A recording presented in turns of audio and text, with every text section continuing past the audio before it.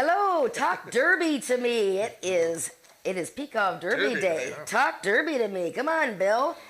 Hello, everyone. Welcome to Ajax Downs for our day 19 of racing of our 25-date season.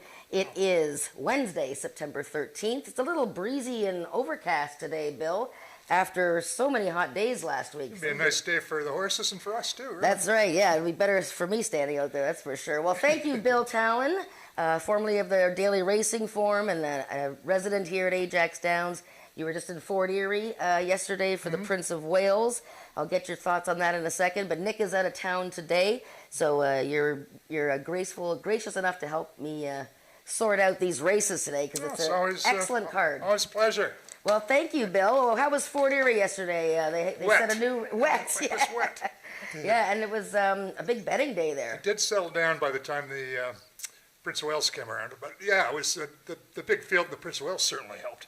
Yeah. Having 11 horses, and it was a good card all told. Fortunately, they could have been even better. They got one race rained off the grass, which would have midway through the card that had to hurt. But all in all, it was a good day. A lot of people down there. A lot of people from Woodbine come down. So people do enjoy to go down there. I didn't get a chance to go, but unfortunately, Paramount Prince, the King's Plate winner, couldn't win the second leg. He ran well, though. He ran a good race, a very good race. And the other was just ran a little bit better. Right? Yeah, Velocitor, the winner for the Uellings, who live in Minnesota but have really put a lot of money into the Ontario racing scene, so good for them. And speaking of Ontario racing, they are our guests today because they are hosting an Owners Appreciation Day up in the VIP lounge here at Ajax Downs. So we're going to check in with Ontario Racing and some of our owners later on when I'm booting around between races. So it'll be nice to see Ontario Racing here supporting our great little track. But we should get handicapping. Yeah, let's go. And we have an 8-race card today and 2 stakes races to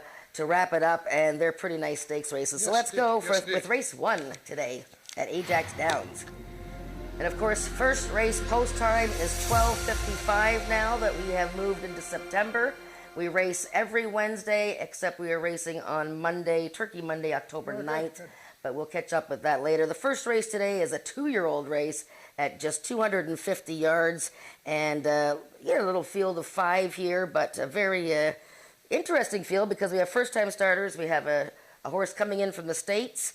And we have a horse that I quite like. But who did you go with here, Bill? Well, I went with the Willie Lump Lump. I was going to say the unfortunately named Willie Lump Lump, but it's not a bad name, I suppose. It's a character in something. Oh, is it? I'm sorry. Yeah, it actually is from a long time ago. Okay. Probably well before you were born, I'm sure, yes. Yeah. But you picked Willie Lump Lump because... Well, he hasn't raced for a while, but both his races were good. He's come dropping from the stakes race back into the maiden ranks. And this has been a great combination, Josh Scott and Bryn Robertson. Josh has won 5 races for Bryn Robertson this year. And wow. He doesn't come here that often, but when he does, he wins. So, that's enough said about that, I guess. Yeah, if I was thinking, but I think he's going to be low odds. But the last race of Willie Lump Lump, he absolutely got squished.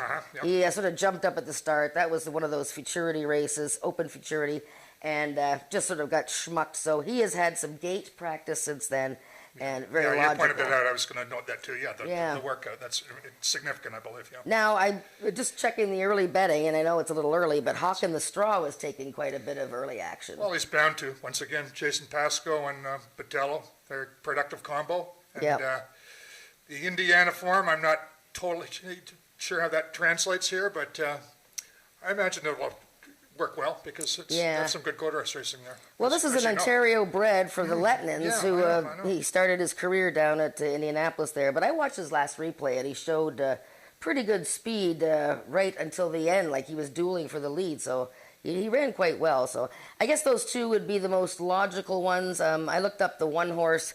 This is the second crop of the stallion, PYC, Fun and Fancy, very well-bred stallion. But interestingly enough, the female family is a registered paint family. Oh. So the dam signed chrome is by Awesome Chrome. That's all a paint family. So very clever. Yeah, so there you go. So Snow Much Fun is the first-time starter with the 1 hole, and then you had 2 horses that were in trials for the Ontario Sire Stakes Futurity. Chasing Butterflies and Daphne, which, Yes, either of those horses could certainly improve off their debuts. certainly, yeah, How much, absolutely, yeah. we don't know. So, Yeah. Well, I think we've narrowed it down to the bottom two. So let's go to race Probably, 2 now. Okay. Okay, this is the start of the first pick 4. We have 2 pick 4 wagers today, Wow. Bill. So this is one of my favorite bets. So race 2 is a maiden race. This is for maiden 3-year-olds and upwards. And I came up with the 5 horse here, Wild Kate's Dynasty. Sorry. I don't normally pick maidens who've had a number of tries. She's a 6-year-old maiden. She's had 16 chances, but this year she's really been all around the edges. Just beaten a neck last time. I would entertain any other horses. If I were to bet a pick 4, I'd probably use the 3 horse, a Russian Lily as well. What's your take on race 2, Bill? I'm looking at the 3 as my Okay. to win the race. Just again, two good opening efforts, then overmatched in the Derby there, and back in the maiden ranks, the 5 horse for me. I just will not go with a horse that's over 16. Yeah. They're going to beat me sometimes, but Yeah. when they beat me, they beat me. Yeah, I mean, that's one of those things short where... prices too. Yes. Usually, like horses. Oh, yeah, I Good think- form, short price. She'll be odds on, I think. I mean... Well, I'll take whatever Yeah. the offering is on Russian Lily then. Yeah. But I would include the 5 in a pick 4. I mean, I'm not that. Yeah, and you're not that crazy. So 3 and I'm not 5, that yeah, principled. yeah. We have actually 2 horses here for Chantal Bourgeois. We have a Russian Lily, who's owned by the 5 Fillies Racing, Yeah, I and know, yeah. most of those gals, it's their first horse, so that's pretty exciting for them. And they also have, Chantal also has Russian in the Rain by that stallion Russia Go, and 2 decent workouts. And then we have the 1 horse bar, EF Rush for Candy, who had a bit of a jostling beginning to his most recent start. And Caraway's Native Lane, who ran not too bad last time against winners. Yes, But true, another true, one true. who's had a lot of chances. So, as far as pick 4 goes, this is the first leg. We're probably looking at 3 and 5. I would, yes. Okay. I wouldn't go any deeper than that. Okay, let's go on to race 3 then. And race 3 is an allowance race. This is where the races are starting to really perk up here now. And this is a 350-yard allowance race for 3-year-olds and up, non-winners of 7,500 since May 1st of this year, and which have started at Ajax Downs since May 1st of this year. And, I see this... I'd like to think that this is my best bet of the day. I'm not going to say yet, but...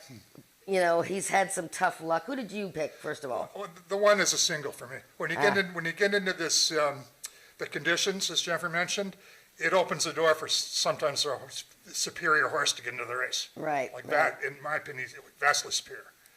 Now, he still needs to run, but Yeah. you have to avoid some bad luck. But he would be a single, because I don't see that many singles in this card. So No, I it's know. important to find 1 or 2 maybe. Yeah, when you're betting pick 4s and pick 5s, yeah, for sure. And Night Leader, this is the horse that I'm talking about, and I just been waiting for him, and I absolutely thought he was going to be a big time player in the Ontario Sire Stakes Maturity on September 3rd, and doesn't he just an awful stumble at the start. In fact, he almost stumbled twice out of the gate, and it was really too bad that he didn't get a chance to run. So you're seeing it the same way as I am. He's had some bad luck this year, but he's in a spot where he could win. Is there anybody in here that you would fear would beat him?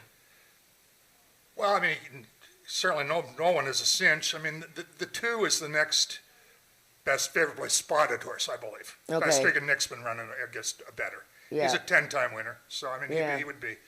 If there was an upset, I'd be looking to him. And the Mouse is in pretty good form as well. Yeah, Ms. Mexican Mouse. Yeah, no, I had picked it 1-4. I think did we pick it the same? 1-4-6? Yeah, we absolutely the same. Oh, okay. Well, there you go. Boring.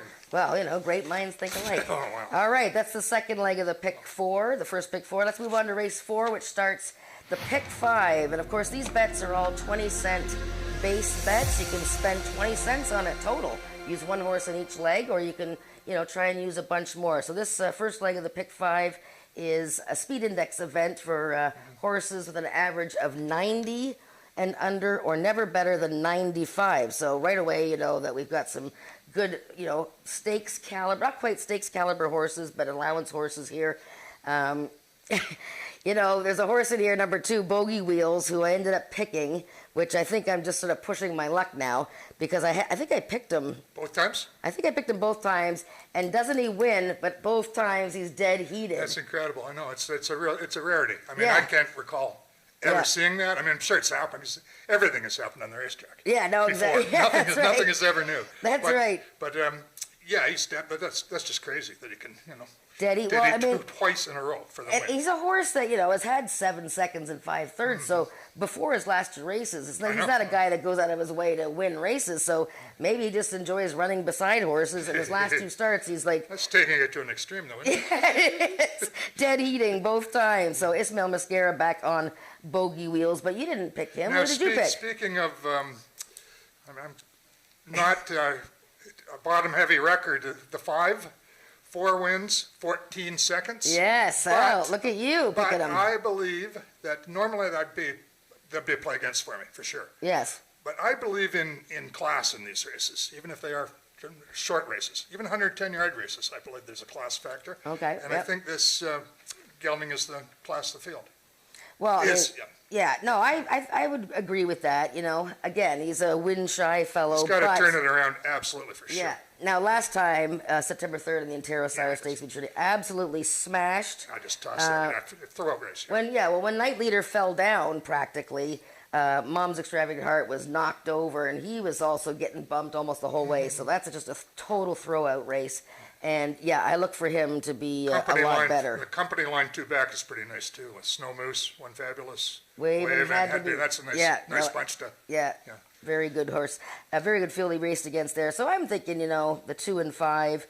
I don't know what to do with Raptor. Every time he runs, I don't know what to do with Raptor. You know, he ran a nice race last time to Sugarman's Delight, August 23rd, and was dueling on the rail the whole way that day. But you know, now he's trying 350 again. So I'm not sure between the 2 horse and the bottom horse. I mean, The 3 scares me too, though. He's Perry Funny he Steven, does have yes. he does have a 25% win record, 7 wins. yes. He's in sharp form. I mean, he wouldn't surprise me. So And he's going to like the extra distance, I think. 350 is yeah, probably going to be quite possibly, yeah, nice yeah. for him. So So I'd probably go 3 deep here. I was thinking, I'm like with you. Yeah. Raptor, I don't know what to do with him after. yeah, I Ever. think you're going to have to use a few in that race, or maybe some people might just press the all Take button. it all for 5. Yeah, 5 horses. Yeah. Wouldn't argue too much with that. Yeah. All right. So the 5th race now is the Pick 5 continues. And this is the start of the second Pick 4. And I mapped out a ticket that they'll show later on today or at some point. But this Pick 4 starts with the Gridiron Gallop, and it's a 110-yard race. And this one is for horses that have never won at the 110-yard distance. And in fact, we only have one horse that's never tried the 110-yard distance. And I almost picked her, but I didn't. And, you know, these races are gotcha. always tough, but you have to try and look at the horses' back form to see if they've, you know, run the distance, how well they've done at it. Who do you like, Bill, in the first leg of the second Pick 4? Well, I'm going to lean toward Blue-Eyed Merlin.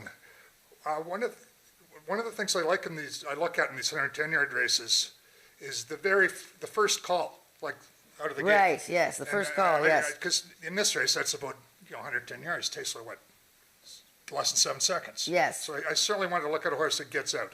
And he shows a few good breaks, and nice last company line, Fly by Cartel. I think I can both come back and win. Yes. So and he's a 25% winning record. So yeah, I would lean toward him over your.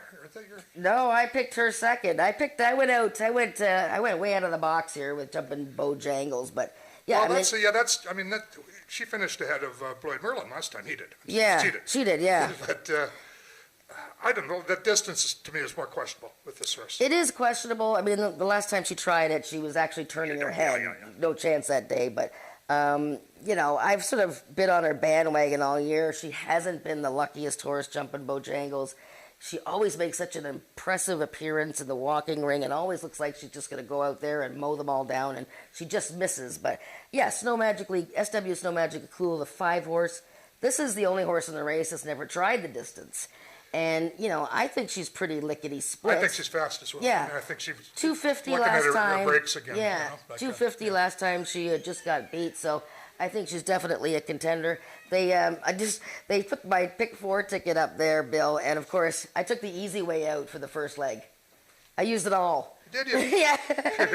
Well, because Mia Havana got beat a neck. There's the ticket. Mia Havana got beat a neck to I Think Icon, and she was 30-1. Now I realize she's only won 1 race, whereas Blue Eyed Merlin's won 4. But when you're talking 110, sometimes I don't know. Well, I looked at those factors just as you did. You see the horse was 30-1, seemingly no any chance, ran big. Does she duplicate it? Yeah. Quite possibly. Yeah, she must be pretty good out of the gate. So, and I know Up and Over, he just about won his season debut at 110, so he can handle the distance okay. So where does class come in when the race is this short? I think it can be a factor. Okay, for sure, yeah. For sure. I think it is. It might not seem to make a lot of sense, but any success I've had with these 110-yard races, that's how I played them. So and followed them. So, well, and I'm not terribly concerned if they haven't tried the distance. The condition kind of says it all. They've never won. Right. And again, it opens the door to quite a variety of horses during the race, which is why you get a pretty interesting race. Yeah. No, it is very interesting. Going to go all here too, or? No, that was it all. Yes, it is it all. But that's the first leg of the pick 4. Yeah. The first one. I don't know about the first pick 4. I don't know. But all right, on to race 6. Ooh. And race 6. This starts the late pick 3, and it wraps up with 2 stakes races, which we'll get to. And this race is 330 yards. It's a speed index, average of 80 and under, or never better than 85. I have quite a lot of notes on horses in here. Horses that didn't have very good starts in their last race, or actually, a lot of them didn't have. I just went with the, my old faithful here. He's not that old, but Red Wagon Dust, the 3-horse. Yeah. Well, he's my other single on the card. Ah, very good. Okay. Yeah, he just he won the category basically, right? Yes. Slightly. Yeah. And Chiseled Man, the runner-up, came back and won nicely. That's right. And so I just. Again, he has a very solid record, 7 for 23, good connections, capable Tony Phillips and McCormick training. So you're not gonna get a big price by any means, but I'm looking at him as a single, so that's significant. Right? And the pick 4 starts in the race before, so you're single. Or the pick 3, you can single him in the pick 3. But so he'll be a little bit buried, as it were, in the pick 4s and pick 5s or whatever. Yeah, I like Red Wagon Dust quite a bit in here. Pretty cold. I see we both picked her second. She's dropping back to this level. She's been really, solid player this year. Very consistent. Only last time where she didn't have a very good break from the gate. She sort of broke outward. But, Bodie is a stake caliber horse. Exactly. I've noted that too. Yeah, that race was like... Huge drop for that race. Yeah, huge drop for Pretty Cold. So, I wouldn't argue with anybody in there. Just some other horses that... had some difficulty. Azure's Royalty had his head, sort of moved his head at the start of his last race. I liked his previous race at this level when he was just behind Pretty Cold. I think he's working his way into shape. And Pagrana's Boy is interesting to me, with Brian Bell taking over. And he really turned right hand out of the gate last time. So, Brian's going to have to keep him on the straight and narrow here, but he's been off since July. Yeah. I'm a bit interested in Joe Checkers, too. He's kind of he doesn't appear to be in the greatest form. I think he's definitely got more in him than that, what he's been showing. But so he's a bit of a reawakening horse possibility. I think they expect more from him. He's another one that sort of had some issues at the gate, breaking a bit slowly here and there. So, so other than Red Wagon Dust, which is your second single of the day, so... You probably should have done the pick 4 wager today. All right, we're going on to race 7 now, and it's the first of our 2 big stakes races today. And this one's the richest one. This is the Ontario Sire Stakes Futurity.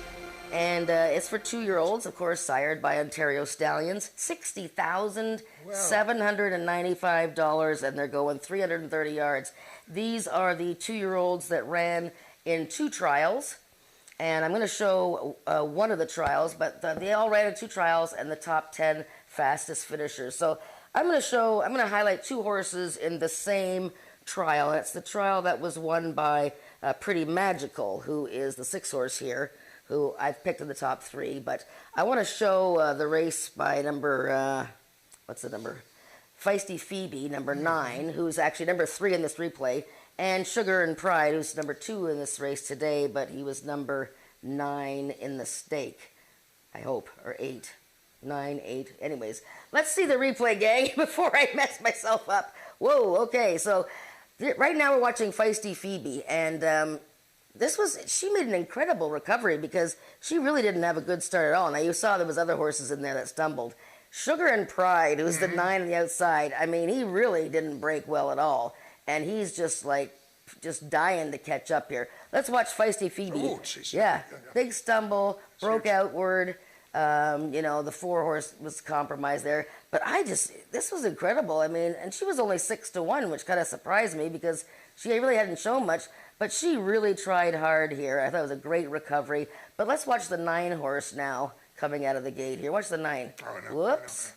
And you know what? Especially young horses, they do that from the outside post. It's just a thing. And he was really behind by at least a length, I would say, maybe even more. And look at the way that he was flying. And Rachel Isaacs is back on board because she was away the last time, and he is first-time Lasix. So Sugar and Pride. So that's some of the horses there. But the winner of this race, this trial, was Pretty Magical. Strong on the pace all the way. If the 2 horses behind her get cleaner trips, does she hang on? Well, we're going to find out. Now, the other trial winner was General Skywalker. I'm not going to show his trial. It was pretty basic. He went on to win by 3/4 of a length. He's already a stakes winner this year. A big-sized 2-year-old who, could be any kind of horse. And I'm leaning to picking him. But I like both broadstock horses. That's incredible. 3, 2, 6. You picked the same ones. That's funny. I like the comment on General Skywalker last. I think it's very descriptive. Powered away late. Well, yes. That is indeed what he did. I mean, the other is very Oh, impressive. yes. Yeah, he got no. the top combo at the meet with Castillo and broadstock. And, yes. But having said that, there isn't that much between a lot of these horses, obviously. Well, no, I mean... The ones you've mentioned... Wicked Willie, if he ever learns how to behave. Oh, my goodness. Yes, well, yes. He could probably run, but... He's one to watch, because last time in the walking ring, he was quite wild and leaping around and stuff and probably left a lot of his race in the paddock. Yeah. Whatever, no. And, just look at his career debut when he, just got beat by General Skywalker. And his favorite, too. His favorite. That's right. So, he has ability. It's just, you have to watch him in the walking ring today. And Snow Magically Sweet, she's won a stakes race. Exactly. And, I felt silly not picking her in the top 3. You can't take everybody, though, right? Can't take everybody, but it's a very competitive You got to give the 6 race. a shot. Yeah. Sometimes, break from the 1 hole. Sometimes... Oh, yeah, that's a kiss of death, and sometimes they pop out of there and bingo, right? That's right. Never looked like losing, I didn't think. Well, Yeah. So other horses in trouble, of course, but, Yeah, no, exactly. I mean, she might just be better than them if she breaks strong again. I wouldn't be throwing out a whole lot of horses here. No, you're going to have to use a few in here because there's not a lot, like you said. They haven't raced many times, and there's not a lot between them. So, Exactly. Great 2-year-old stakes race. And we're going to wrap up the day with the Norman Peakov Derby. It's the 10th running of the Peakov Derby, and it's 400 yards. And it's worth $53,730. And the Peakov Derby is for 3-year-olds. And now we have 2 scratches in here, unfortunately. We have number 6, One Fabulous Wave. One of the contenders is scratched. And number 10, Dark and Stormy, is scratched. That was one of 4 horses for the Lawrence Spada barn. Right. And you were excited to talk about him because he's got those 4 wins in a row, of which 2 he's disqualified. Only 2 counted. Yeah, only 2 counted. Another rarity. That ranks up there with the double dead heat. I know. I think, anyway, yeah. Well, we have lots of things that happen here, We like to make things unique. So, yeah, we have 2 scratches there. but still a great race. This is a race that's, might determine our 3-year-old male champion, our 3-year-old filly champion. It might go a long way in determining a horse of the year. Who knows? But, all eyes will be on Snow Moose. I don't know I was hoping to maybe show his replay of his last race, but, he would have had 5 wins in a row. Unfortunately, he did drift in a bit last time. He won by a neck and was disqualified. What are you doing with Snow Moose? I'm probably keying him. Oh. I mean, I thought last time that, is there any way this horse could possibly ever lose? Well, I discovered how. Okay.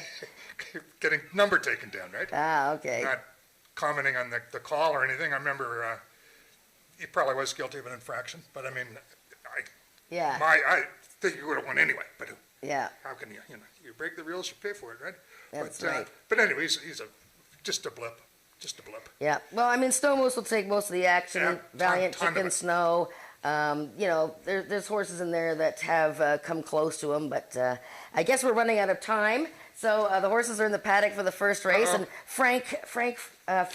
Frankie Smooth is upstairs waiting to do the changes. I'll be with you the rest of the day, so good luck with your wagers, and we'll catch you in between races. And thanks, Bill, for coming on out. Yeah, always great time. Up to Frankie. Let's make some money. Yes.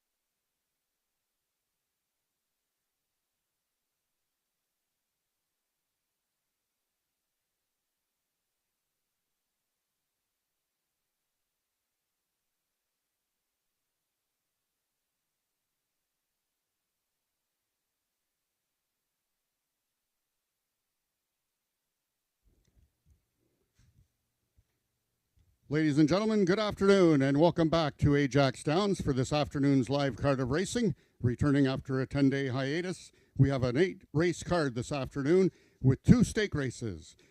Race 7 is the 13th running of the Ontario Sire Stakes Futurity. That's with $55,000 added, running for a purse of just under $61,000. That race is for the 2-year-olds. And then in the 8th and final race of the afternoon, it's the 10th running of the Norman Peacock Derby for 3-year-olds with $50,000 added, making it a total purse of just under $55,000. If you can all turn to your programs to race number 1, I will now take you through all of the changes and or corrections on this afternoon's live card of racing. Once again, throughout our racing card, we have rolling daily doubles and rolling pick threes. In the first race, we have the following overweights. Number 1, Snow Much Fun, 3 pounds over. Also note that number 1, Snow Much Fun, will be running on first-time Lasix. Number 2, Chasing Butterflies, 5 pounds over. And number 5, Hawkin' in the Straw, 4 pounds over. Horses racing with the flipping halter on, number 1, Snow Much Fun. In the second race, we have a program error regarding the flipping halter on the number 3 horse. That is incorrect. Number 3, A Russian Lily, will not run with the flipping halter on. Also the following overweights. Number 1, Barry F. Rush for Candy, 3 pounds over. And number 5, Wild Kate's Dynasty, 5 pounds over. Number 5, Wild Kate's Dynasty, does run with the flipping halter on. Race 2 is Race A of the early pick 4.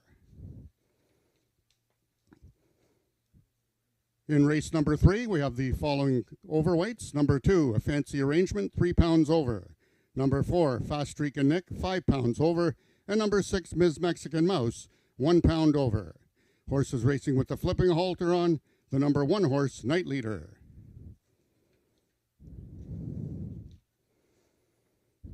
Race number 4, we have the following overweights. Number 1, Bricks and Mortar, 4 pounds over. And number 3, Perry Funny Stephen, 5 pounds over. Race 4 is Race A of this afternoon's Pick 5. Horses racing with the flipping halter on, number 2, Bogey Wheels, number 4, Raptor, and number 5, Mom's Extravagant Heart.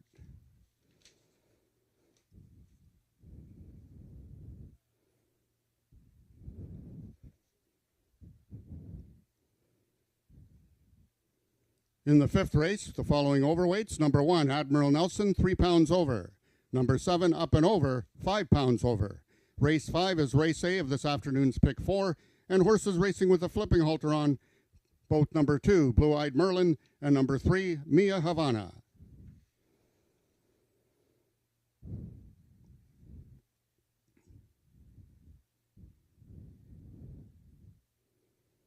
In the 6th race, we have the following overweights. Number 2, Pretty Cold, 4 pounds over. Number 4, Joe Checkers, 4 pounds over. Number 6, Pagrana's Boy, 3 pounds over. Horses racing with the flipping halter on, number 1, Caraway's Jet Moon, number 2, Pretty Cold, number 4, Joe Checkers, and number 6, Pagrana's Boy. That brings us to the 7th race, the Ontario Sire Stakes Futurity. In race 7, the following overweights. Number 2, Sugar and Pride, 4 pounds over. Number 3, General Skywalker, 1 pound over. Number 5, The Zing Dynasty, 4 pounds over. Number 6, Pretty Magical, 4 pounds over. Number 9, Feisty Phoebe, 5 pounds over. And number 10, You Are the Reason, 3 pounds over. That brings us to the 8th and final race of the afternoon. In race number 8, we have 2 Stewart scratches from your program. Scratch both number 6, One Fabulous Wave, and number 10, Dark and Stormy. And the following overweights. Number 2, First Prize Charlotte, 1 pound over. Number 4, A Shades of Cold, 3 pounds over. Number 5, Aquatica, 4 pounds over. Number 7, Valiant Chick and Snow, 4 pounds over. And number 8, Snow Moose, 3 pounds over. Horses racing with the flipping halter on, both number 4, A Shades of Cold, and number 5, Aquatica. Those are the changes thus far in your program. Any further corrections will be given to you before each race. Track conditions are listed as fast. It's 20 degrees Celsius, 68 degrees Fahrenheit, and post time is very shortly for race number 1 at 12:55. The horses are now entering the track for today's first race. It's for maiden 2-year-olds. Number 1, Snow Much Fun, owned by Melina Fitchin and ridden today by jockey Brian Bell. Number 2 is Howard Walton's Chasing Butterflies, the mount to Eddie Walton. Number 3, Raven Racing Syndicate's Daphne. The duties are given to Carly Furlonger. Number 4 is Willie Lump Lump, owned by the partnership of Carol and Jamie Robertson, Josh Scott aboard. And completing the field, number 5 is Hawkin' the Straw, owned by the partnership of Eric and Joyce Lettinen, and ridden today by jockey J.B. Botello. That is your field for the first race, going a distance of 250 yards. Please make your wagers early and avoid being shut out.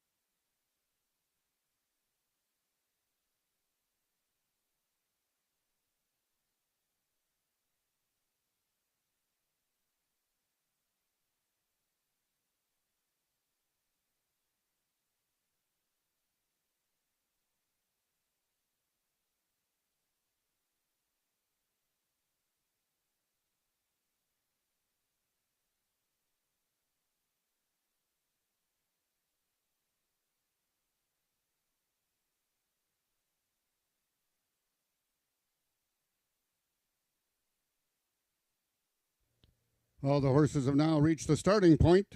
They'll be loading shortly.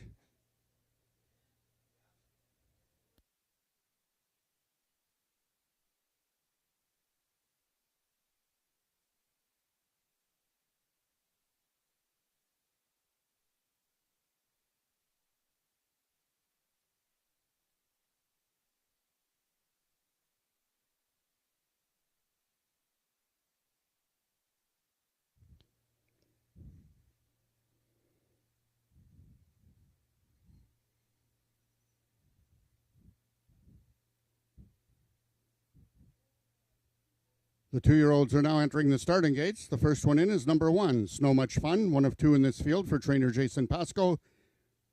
Snow Much Fun making her lifetime debut.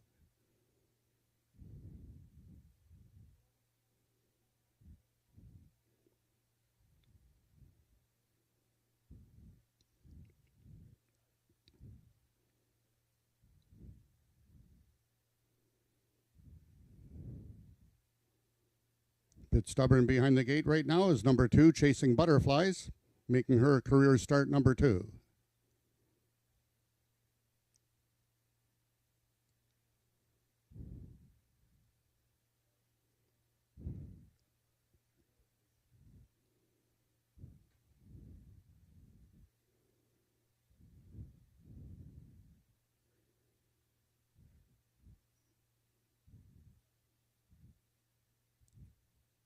They've entered number 2, Chasing Butterflies, riderless, and now jockey Ed Walton will climb aboard. One of 3 geldings in the field is Chasing Butterflies. Right next to him is number 3, Daphne, the lone gray filly in the field.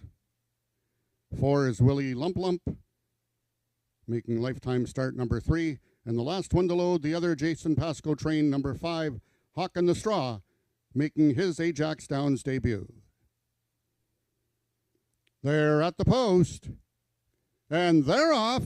Lunging at the start was Chasing Butterflies. Getting away quickly towards the rail is Snow Much Fun. Stablemate Hawk in the Straw. Those 2 coming down to the finish. It's Hawk in the Straw. He's going to win it. It's going to be second to Willie Lump Lump. And Snow Much Fun, first-time starter, will complete the triactor. Race 1 numbers unofficial, 5-4-1.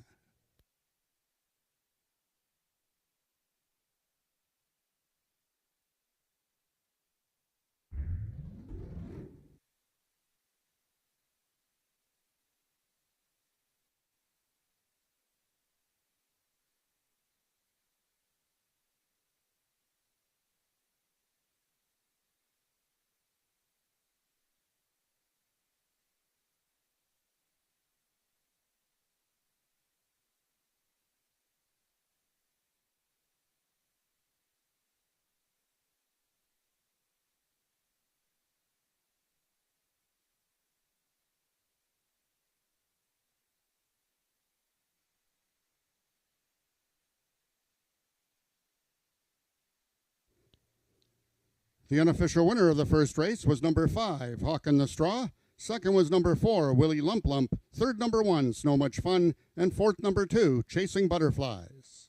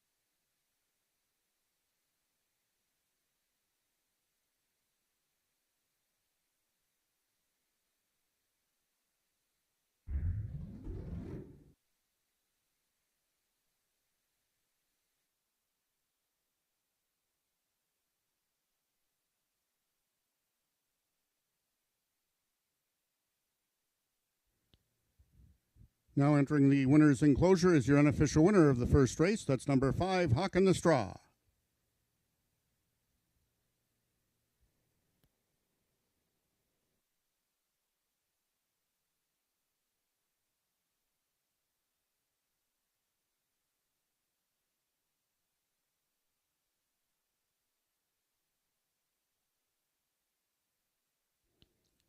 The results of the first race are now official. The winner is number 5, Hawk in the Straw, 2-year-old Sorrel Gelding by BF Farm Boss out of Silken Memories by Papacito. Bred and owned by the partnership of Eric and Joyce Lettinen, Hawk in the Straw is trained by Jason Pasco and ridden to victory by jockey J.B. Botello. Hawk in the Straw winning the distance with a time of 13.742 seconds, carrying a speed index of 77. Rechecking from top to bottom, order finish in your program should read 34521. Those are the total results of the first race. In this upcoming second race, we have the following overweights. Both number 1, Bar EF Rush for Candy, and number 5, Wild Kate's Dynasty, will be 3 pounds over. Horses racing with the flipping halter on, the number 5 horse, Wild Kate's Dynasty. Race 2 is Race A of the early pick 4.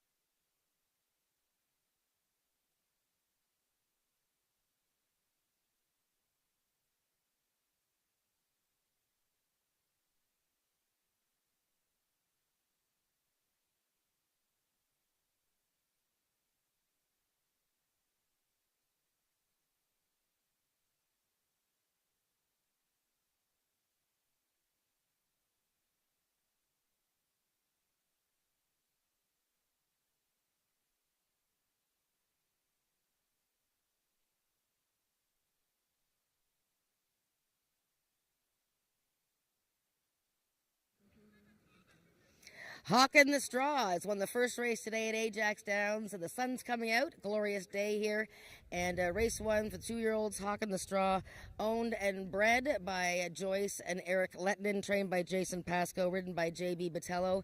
And I'm joined by Joyce Lettinen. Joyce, you and Eric have been breeding and owning horses here at Ajax Downs for many, many years, but you guys have had a smaller stable, I guess, and a lot of your young horses start their careers in the States like this guy did, and boy, he's well.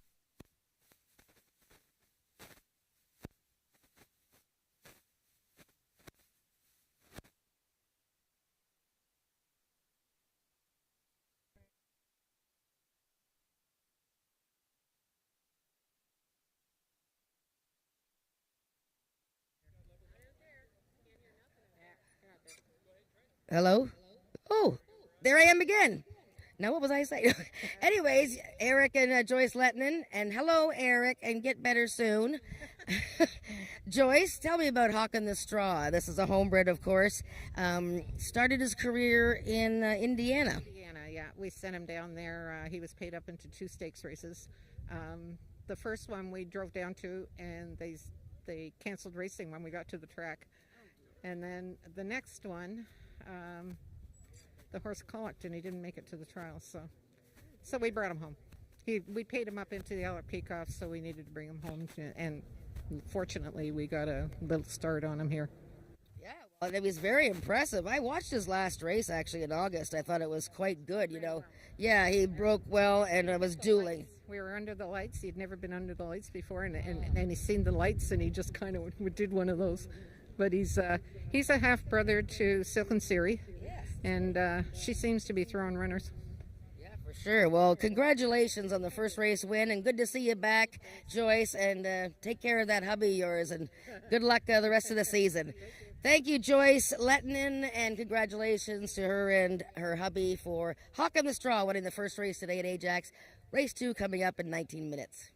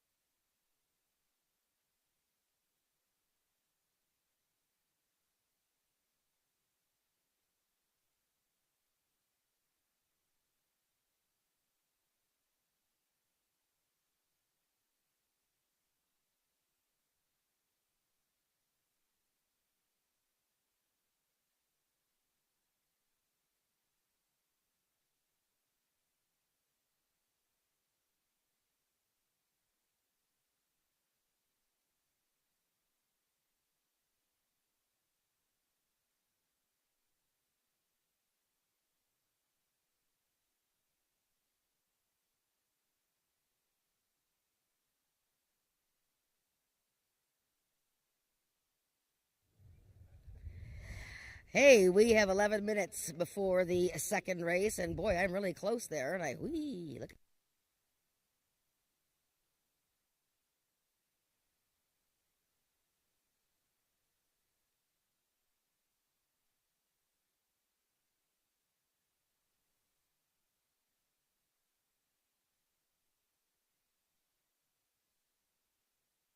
Hello. There we go. We're back. It's windy. There we have race two coming up in 10 minutes, and this is a maiden race at 250 yards. This is the start of our first pick four today. So, really good sequences today, two pick fours and a pick five, and of course the last two races today are the two very nice stakes events. But on to this race for maiden 3-year-olds and upwards, and right now the favorite is the 3-horse, a Russian Lily, but I'm going to start with the horse that I picked, and that's the 5 Wild Kate's Dynasty. And when I was talking on the pregame show with our special guest Bill Talon, he went against the 5-horse, whereas I picked her. Now the reason I picked her is I just thought, she's had 16 tries. She's been getting so close. I think she's obviously overdue for her maiden score. Last time, second beaten a neck. There she is there. You can't miss her. She's almost white. And we have Ricardo Moreno in town today, and she's going to pick up the mount. Ricardo is a very accomplished rider from out west. In fact, he rides at Alberta with J.B. Botello and Diego Benitez. So he's going to take the reins here on Wild Kate's Dynasty. 8-1 right now. I'm sure she won't stay at that. So the 3-horse is a Russian Lily, and this is a very lightly raced but talented filly. Second in her career debut back in June. There she is there. Very nice, calm and collected. Then she was third in a follow-up race. And you know what? To the credit of Chantal Bourgeois and the owners, the 5 fillies, they tried her in the Princess Derby, which was a really, really tough race. And who knows how well she would have done. But unfortunately, she was hit pretty hard, bumped by a rival coming out of the gate, and she lost all chance. So back with maidens here today, and I like the way she's handling herself in the walking ring. Cassandra Jeske always rides for Chantal Bourgeois. Major contender, 4-5 a bit low, but major contender here. And let's take a look at number 1, Bar EF Rush for Candy. She's taking a lot of money right now, even money. And this is another gal, same sire, by the way, as a Russian Lily. In fact, there are 3 horses in here by the same stallion, Rushigo. And this gal has shown hints of ability. Last time, tough luck at the start. She was jostled around pretty good, and then the rest of the race she had a rival lean on her right to the finish line. That race, in fact, was against a few winners. Hanover Hill Justine, the winner of the race, had won races before. So this is back to maidens for Bar EF Rush for Candy for trainer Corey Illman, seeking his first win as a quarter horse trainer. And Brian Bell, the leading rider, just barely right now, leading rider by wins, 20-19 over Ramiro Castillo. He's going to ride. So that is race 2. We have 7 minutes. Pick 4 wagering. Don't forget to try your luck at the pick 4.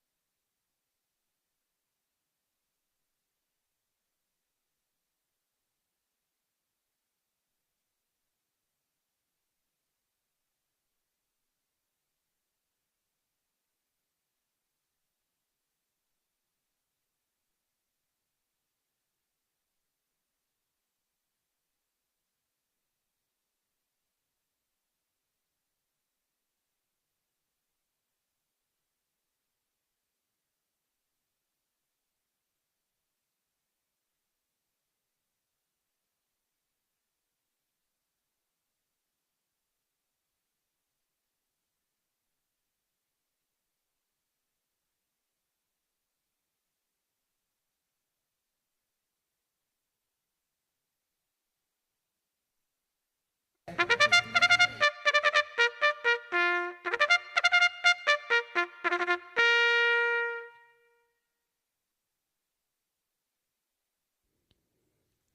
horses are now entering the track for today's second race. It's for maiden 3-year-olds and upward, running for a purse of $10,000.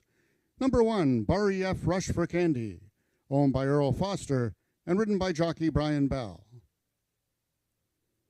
Number 2 is Rushin' in the Rain, owned by Amber Archibald, the mount to Tony Phillips. Number 3 is 5 Fillies Racing's A Russian Lily, the jockey is Cassandra Jeske. Number 4, Caraway's Native Lane, owned by the partnership of Wayne and Carol Proctor, and ridden today by jockey Norman D'Souza. And number 5 is Wild Kate's Dynasty, owned by Melina Fitchin, and ridden by jockey Ricardo Moreno. That is your field for the second race, going a distance of 250 yards. Race 2 is Race A of this afternoon's early pick 4.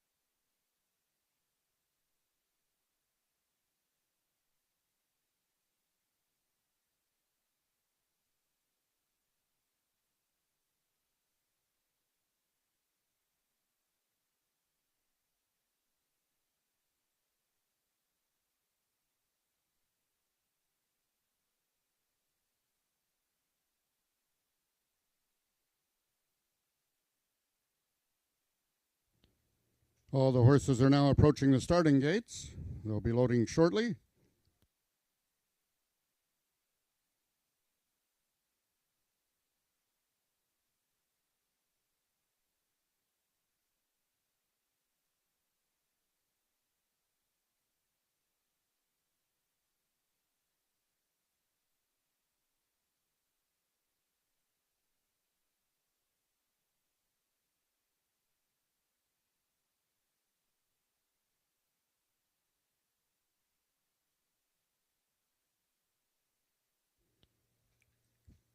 All the horses have now reached the starting point. It's post time.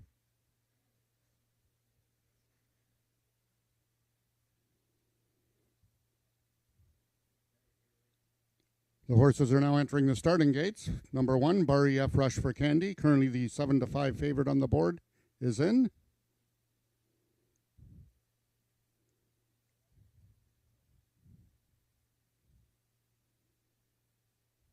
Number 2, Rushin' in the Rain, one of 2 in this field for Chantal Bourgeois, making her lifetime debut, is in.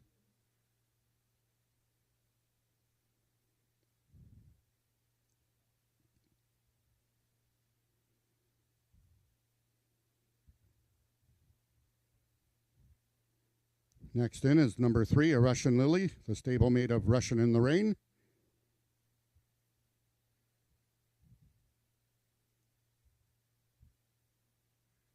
Number 4 is Caraway's Native Lane, the lone gelding in this field. And the last one to load, the lone gray mare in the field, number 5, Wild Kate's Dynasty, currently the 4-5 choice on the board, trying to give Jason Pasco both ends of the daily double. They're at the post.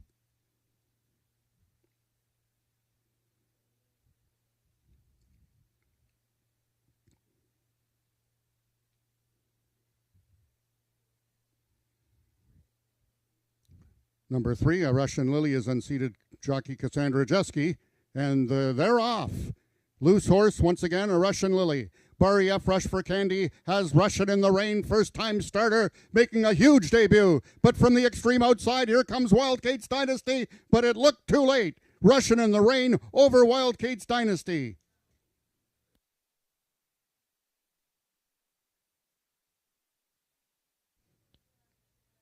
Ladies and gentlemen, hold on to all your tickets, please.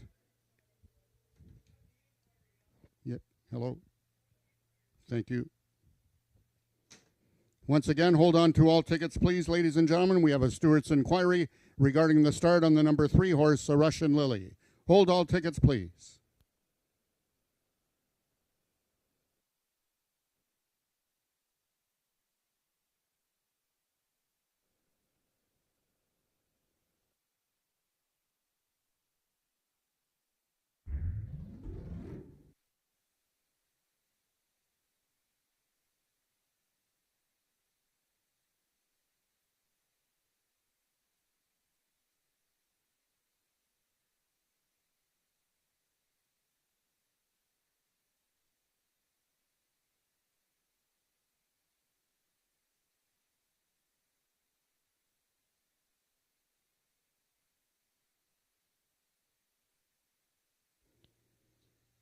The unofficial winner of the second race was number 2, Russian in the Rain. Second, number 5, Wild Kate's Dynasty. Third, number 4, Caraway's Native Lane. And fourth, number 1, Barry F. Rush for Candy.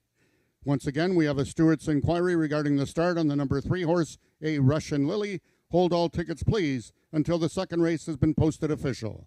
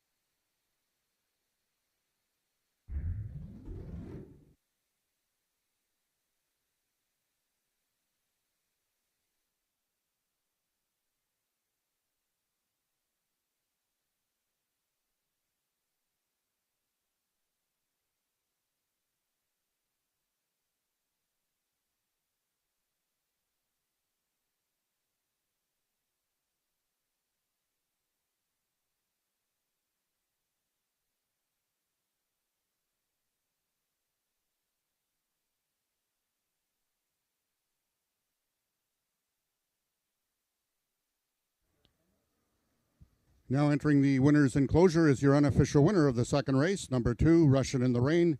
Once again, the steward's still reviewing the inquiry regarding number 3, A Russian Lily.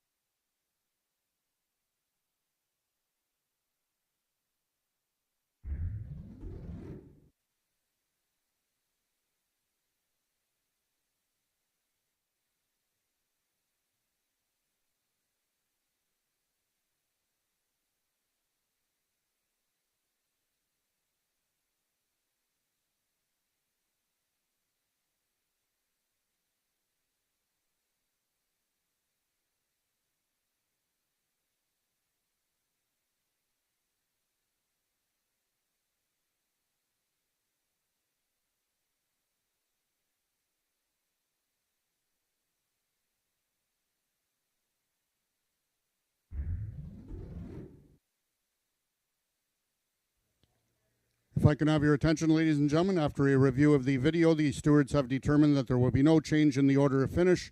The numbers on the board posted will be official. Once again, race number 2 is now official. The winner is number 2, Russian in the Rain, 3-year-old brown filly by Russia Go out of You Ain't Seen Nothing Yet by Winners Award. Bred in Ontario by Alan Hudgens and Krista Smith, Russian in the Rain is owned by Amber Archibald, trained by Chantal Bourgeois, and ridden to victory by jockey Tony Phillips. Russian in the Rain winning the distance with a time of 14.140 seconds, carrying a speed index of 61. Rechecking from top to bottom, order of finish in your program should now read 4-1 DNF 3-2. Those are the total results of the second race. In this upcoming third race, we have the following overweights. Number 2, A Fancy Arrangement, 3 pounds over. Number 4, Fast Streak and Nick, 5 pounds over. And number 6, Ms. Mexican Mouse, 1 pound over.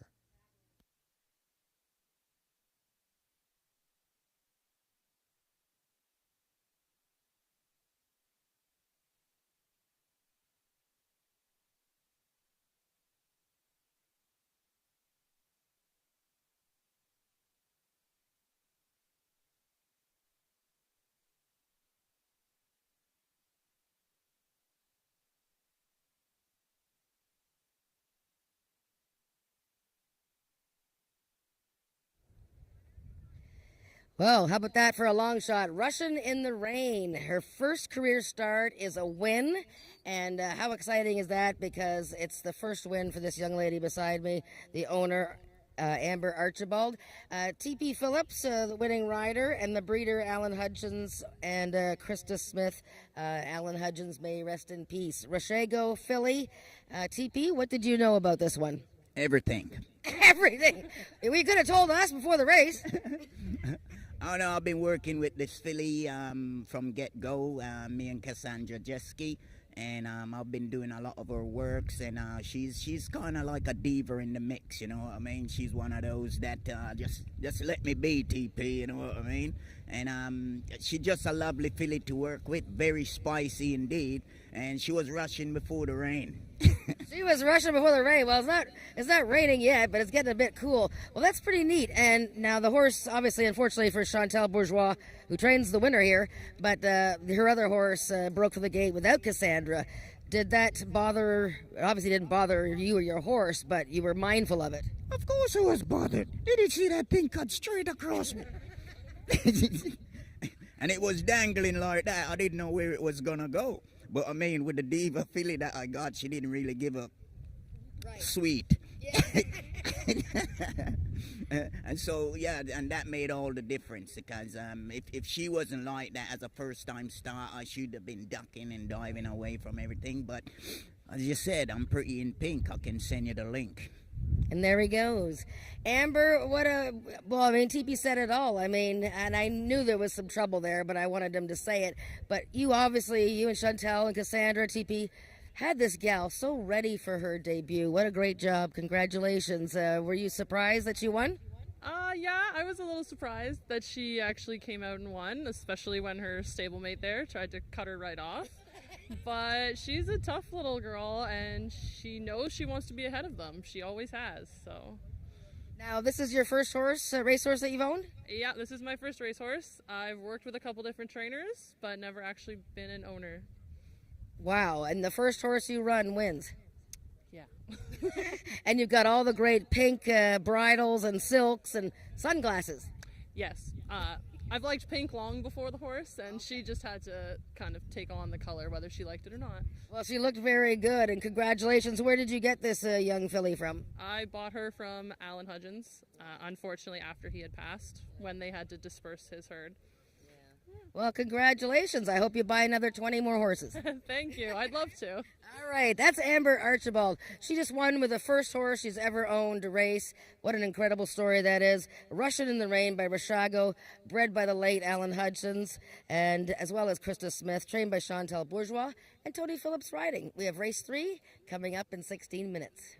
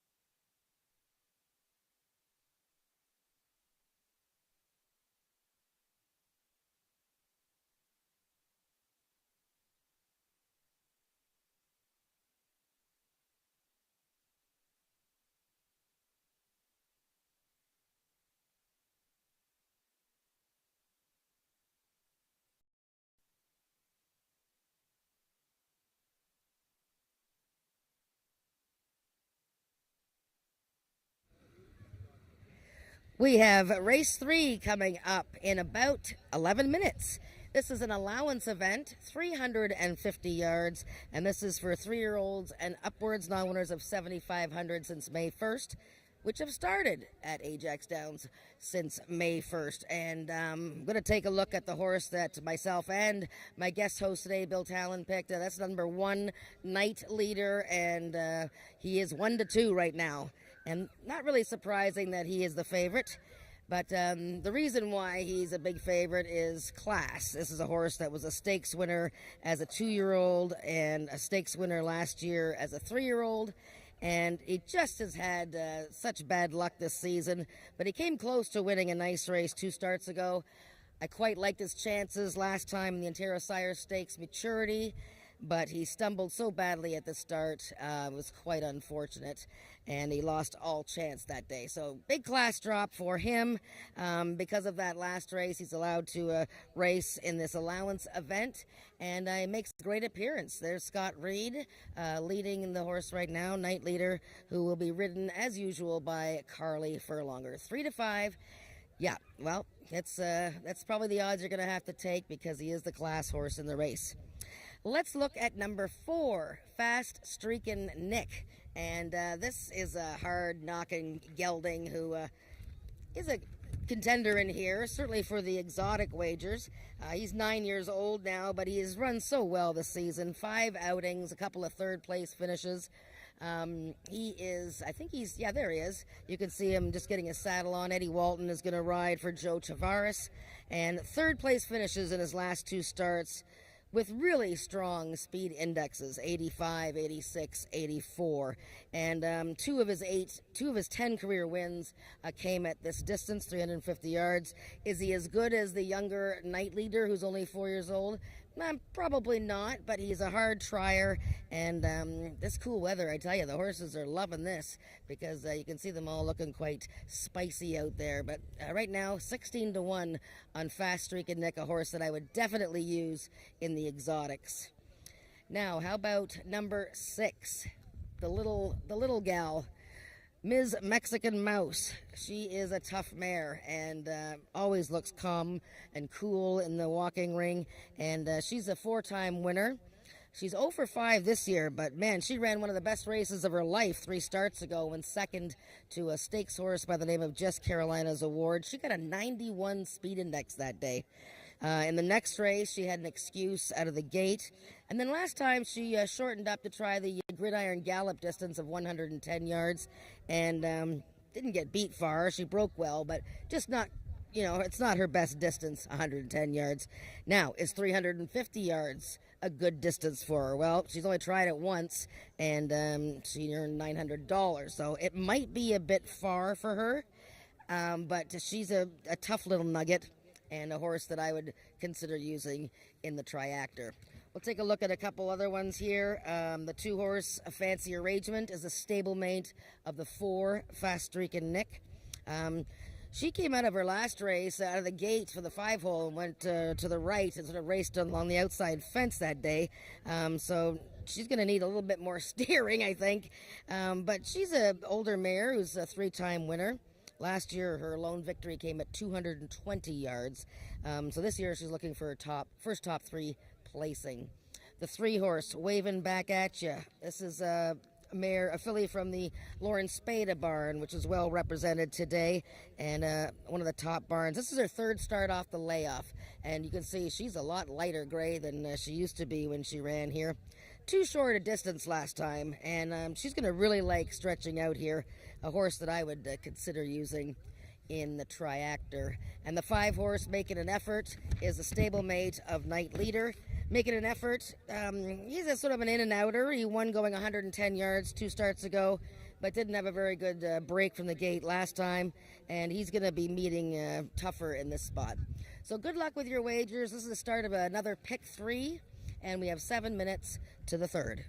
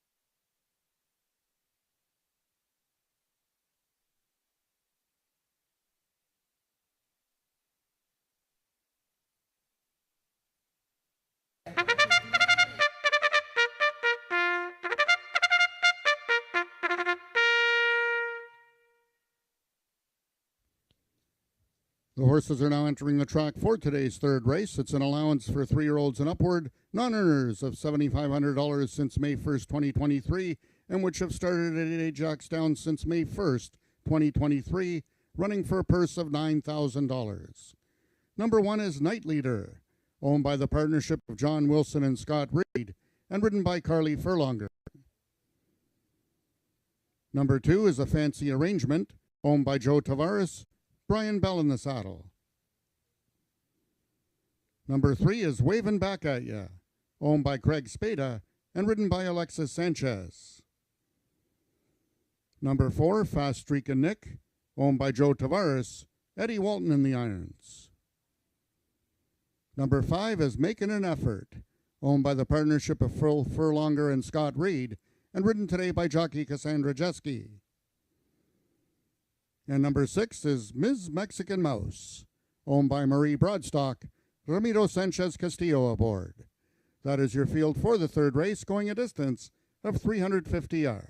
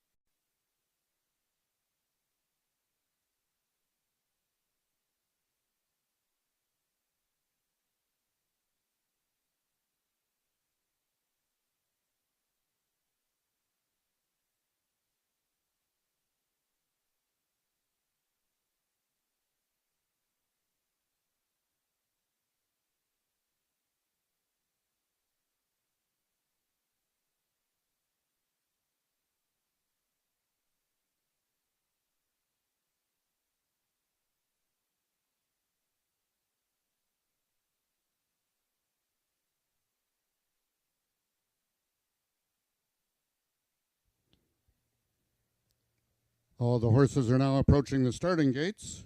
They'll be loading shortly.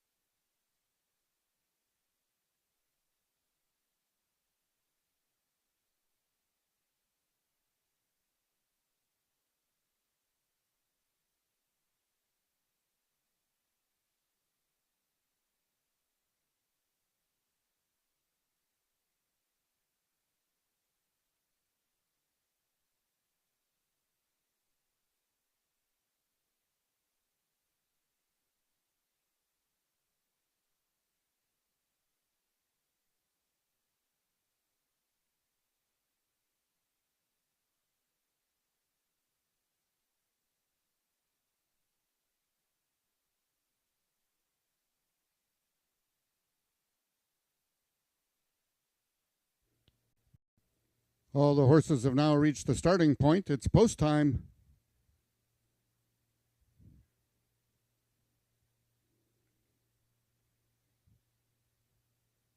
Number 1, Night Leader, is in. Currently the 4-5 favorite on the board. 1 of 2 in this field for Scott Reed. Number 2 is a Fancy Arrangement. 1 of 2 in the field for Joe Tavares.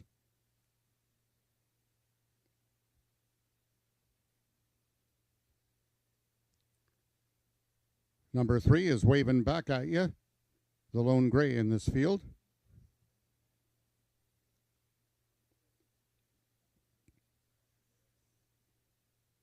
Number 4 is Fast Streakin' Nick, the other Joe Tavares trained. 5 is Making an Effort, the other Scott Reed trained. And the last one to load, number 6, Ms. Mexican Mouse. They're at the post. And they're off. Out quickly together towards the inside is Night Leader. Fancy Arrangement on the center of the track is Fast Streakin' Nick. And from the extreme outside, Ms. Mexican Mouse. Under right-handed urging, Night Leader leads it by 2. On the outside, Ms. Mexican Mouse with late charge. But they're running out of ground. Night Leader wins it. We're going to have a place photo between Fast Streakin' Nick and Ms. Mexican Mouse.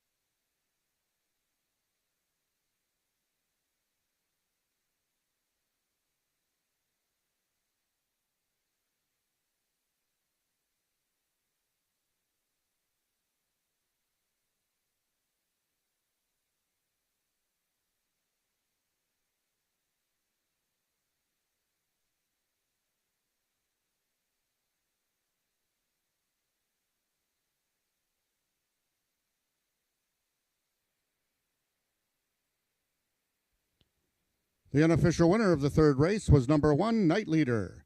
In the place photo, it was number 6, Ms. Mexican Mouse, getting second over number 4, Fast Streakin' Nick, finishing third. Fourth was number 5, Making an Effort.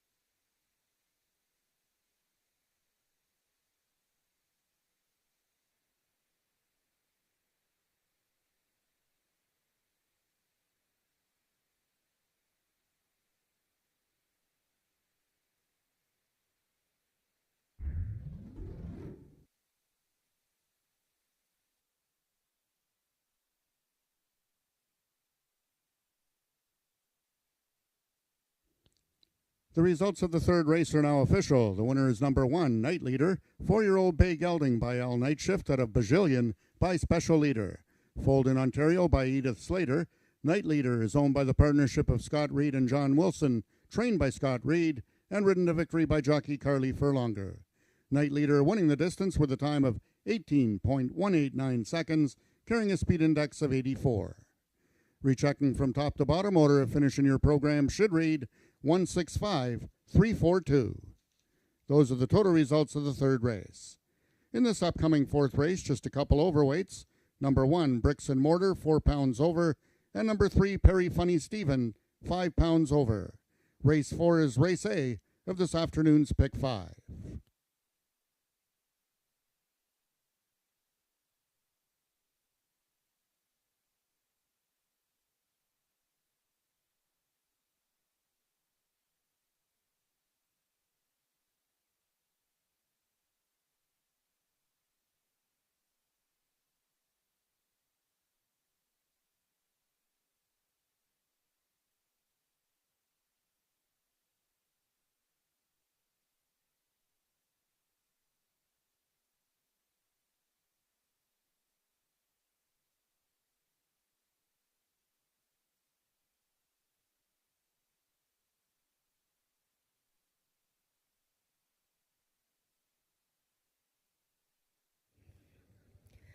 Well, that was pretty dominant. Night Leader, mostly everybody expected him to win 1-9. Everybody here expected him to win, and all around the world betting on him.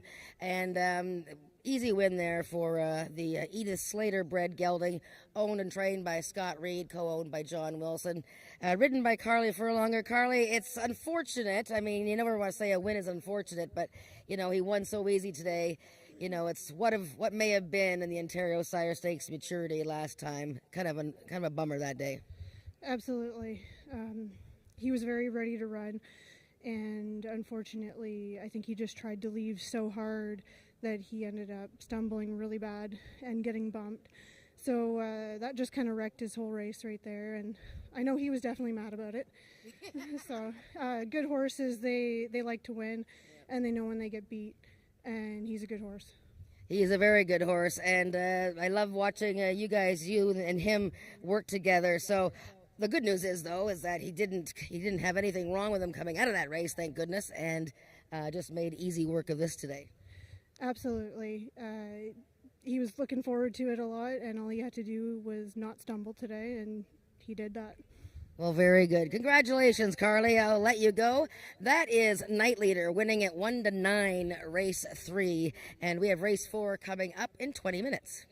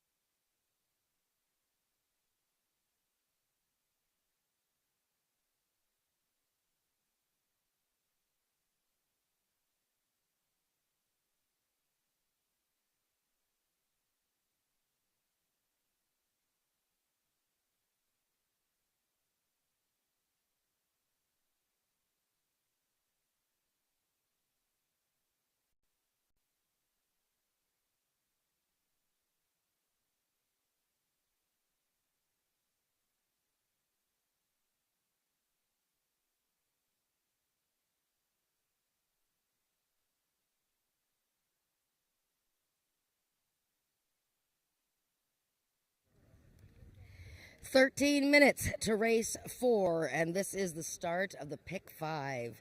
And that's a 20-cent base wager. Pick the winners of the next 5 races.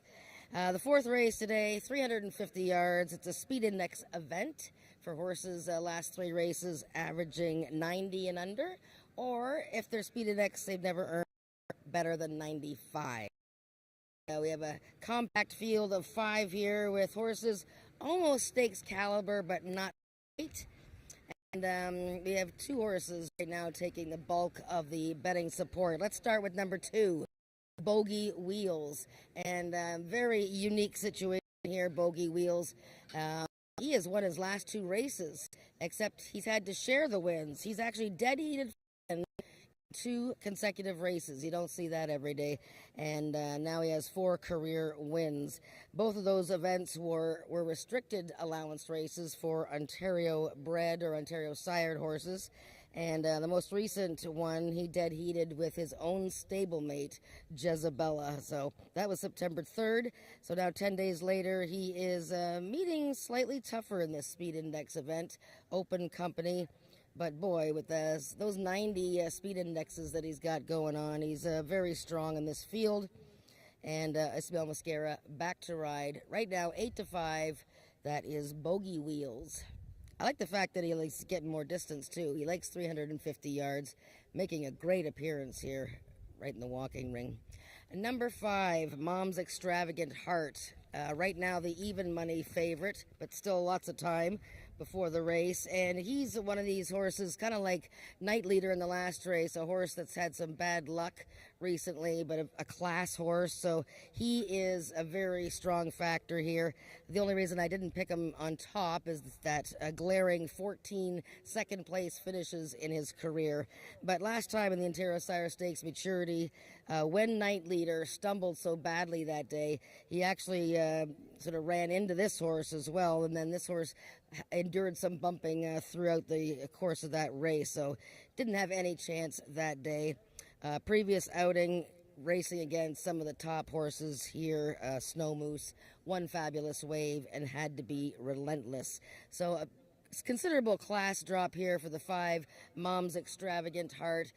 Big gelding there for the Chantal Bourgeois barn. Number 4, Raptor, is stablemate here. No, sorry, not the stablemate. Stablemate of Night Leader, who won the previous race. This is another from the Scott Reed barn with Carly Furlonga riding. You know, it's been a while since he's won a race, Raptor, but he has a lot of second and third place finishes. Most recently, second, beaten just a neck in a restricted allowance race that was won by stakes horse Sugarman's Delight. I know he's going to pop up one of these days, and he's probably going to be big odds.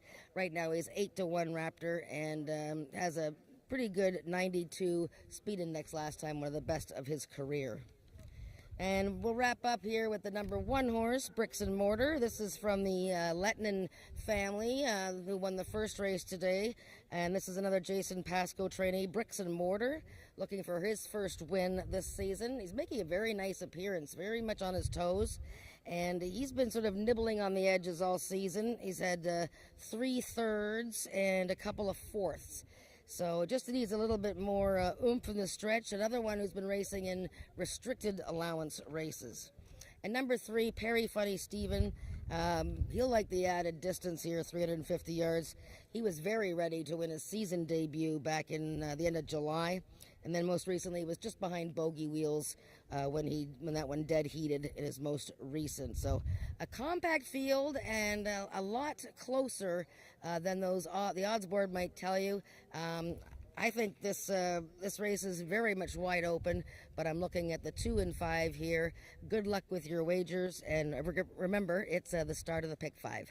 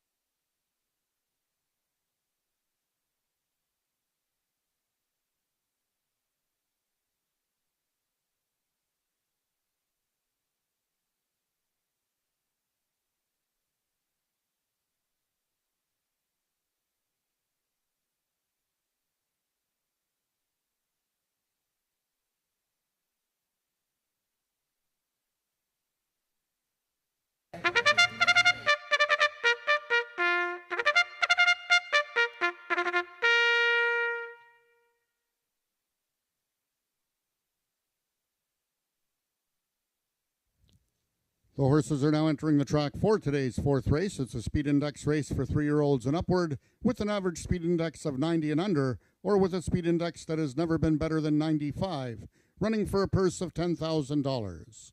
Number 1, Bricks and Mortar, owned by the partnership of Eric and Joyce Lettinen and ridden by J.B. Botello.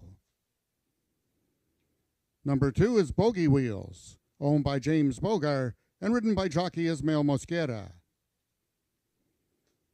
Number 3 is Perry Funny Stephen, owned by Joe Tavares, Ed Walton in the saddle. Number 4 is Raptor, owned by the partnership of Colleen McCracken and Scott Reed, the mount to Carly Furlonger. And number 5 is Chantal Bourgeois' Mom's Extravagant Heart, Cassandra Jeske in the saddle. That is your field for the fourth race, going a distance of 350 yards. Just a reminder, ladies and gentlemen, for anyone that purchased the quarter horse program, you will find the coupon on the front of your program for a free Frosty. If any of our riders win 2 races this afternoon, you will then be entitled to a free Frosty, redeeming your coupon at the merchandise booth for the Frosty, which is located at the Wendy's on 274 Kingston Road.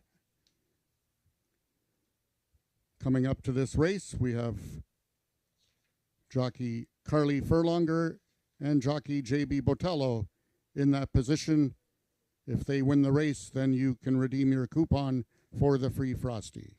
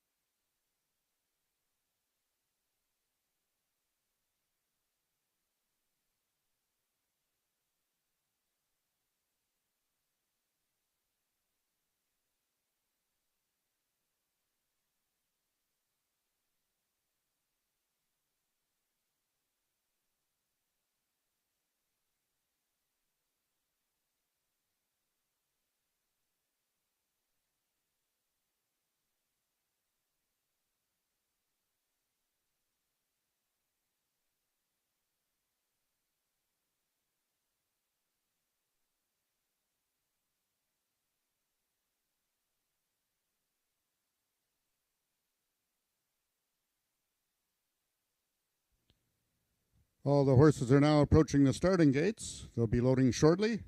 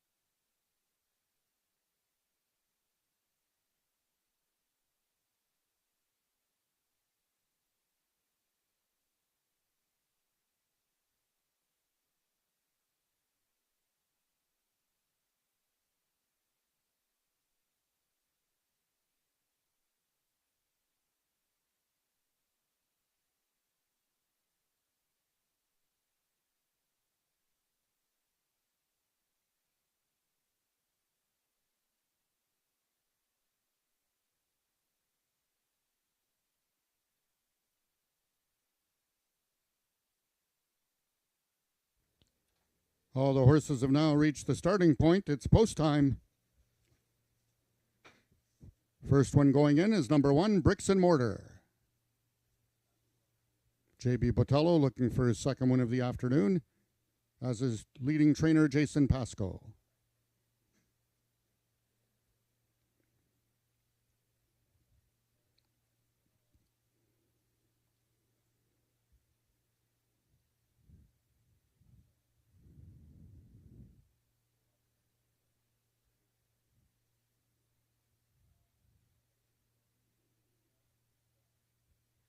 Entering the gates now is the 3 to 5 favorite. That's number 2, Bogey Wheels.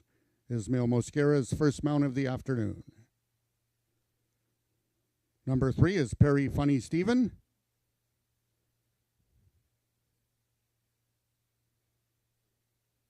Number 4 is Raptor, trying to give Furlonger and Reed back-to-back winners.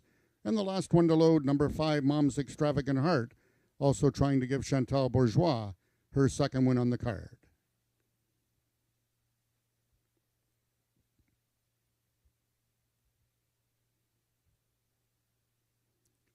They're at the post. And they're off. Stumbling at the start was Bogey Wheels. Towards the rail is Bricks and Mortar. In the center, Perry Funny Stephen extreme outside. Mom's Extravagant Heart and Raptor trails. Coming on now is Bogey Wheels trying to collar Bricks and Mortar. Bricks and Mortar trying to get the job done on the rail and will do so. Bricks and Mortar wins it. A late closing. Mom's Extravagant Heart was second, and we have a photo for show.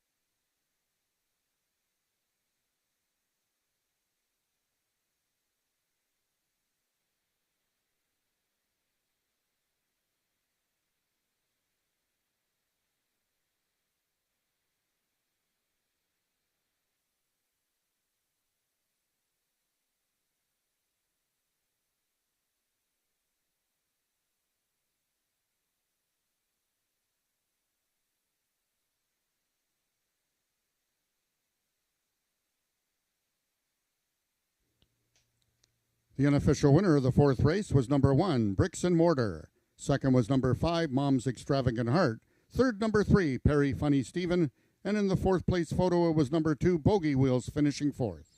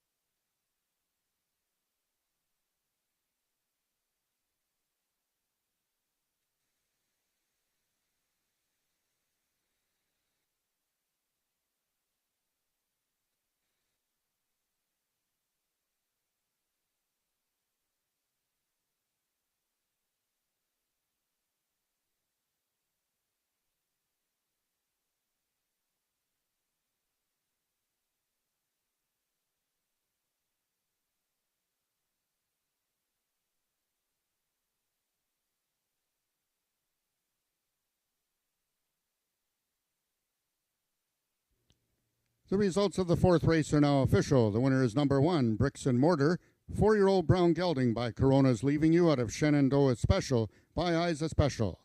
Bred and owned by the partnership of Eric and Joyce Lettinen, Bricks and Mortar is trained by Jason Pasco and ridden to victory by jockey J.B. Botello, his second win of the afternoon. Bricks and Mortar winning the distance with a time of 18.054 seconds, carrying a speed index of 88. Rechecking from top to bottom, order of finish in your program should read 14352. Those are your total results of the fourth race. In this upcoming fifth race, we have the following overweights. Number 1, Admiral Nelson, 3 pounds over. Number 5, SW Snow Magically Cool, 4 pounds over. And number 7, Up and Over, 5 pounds over. Race 5 is Race A of the late pick 4.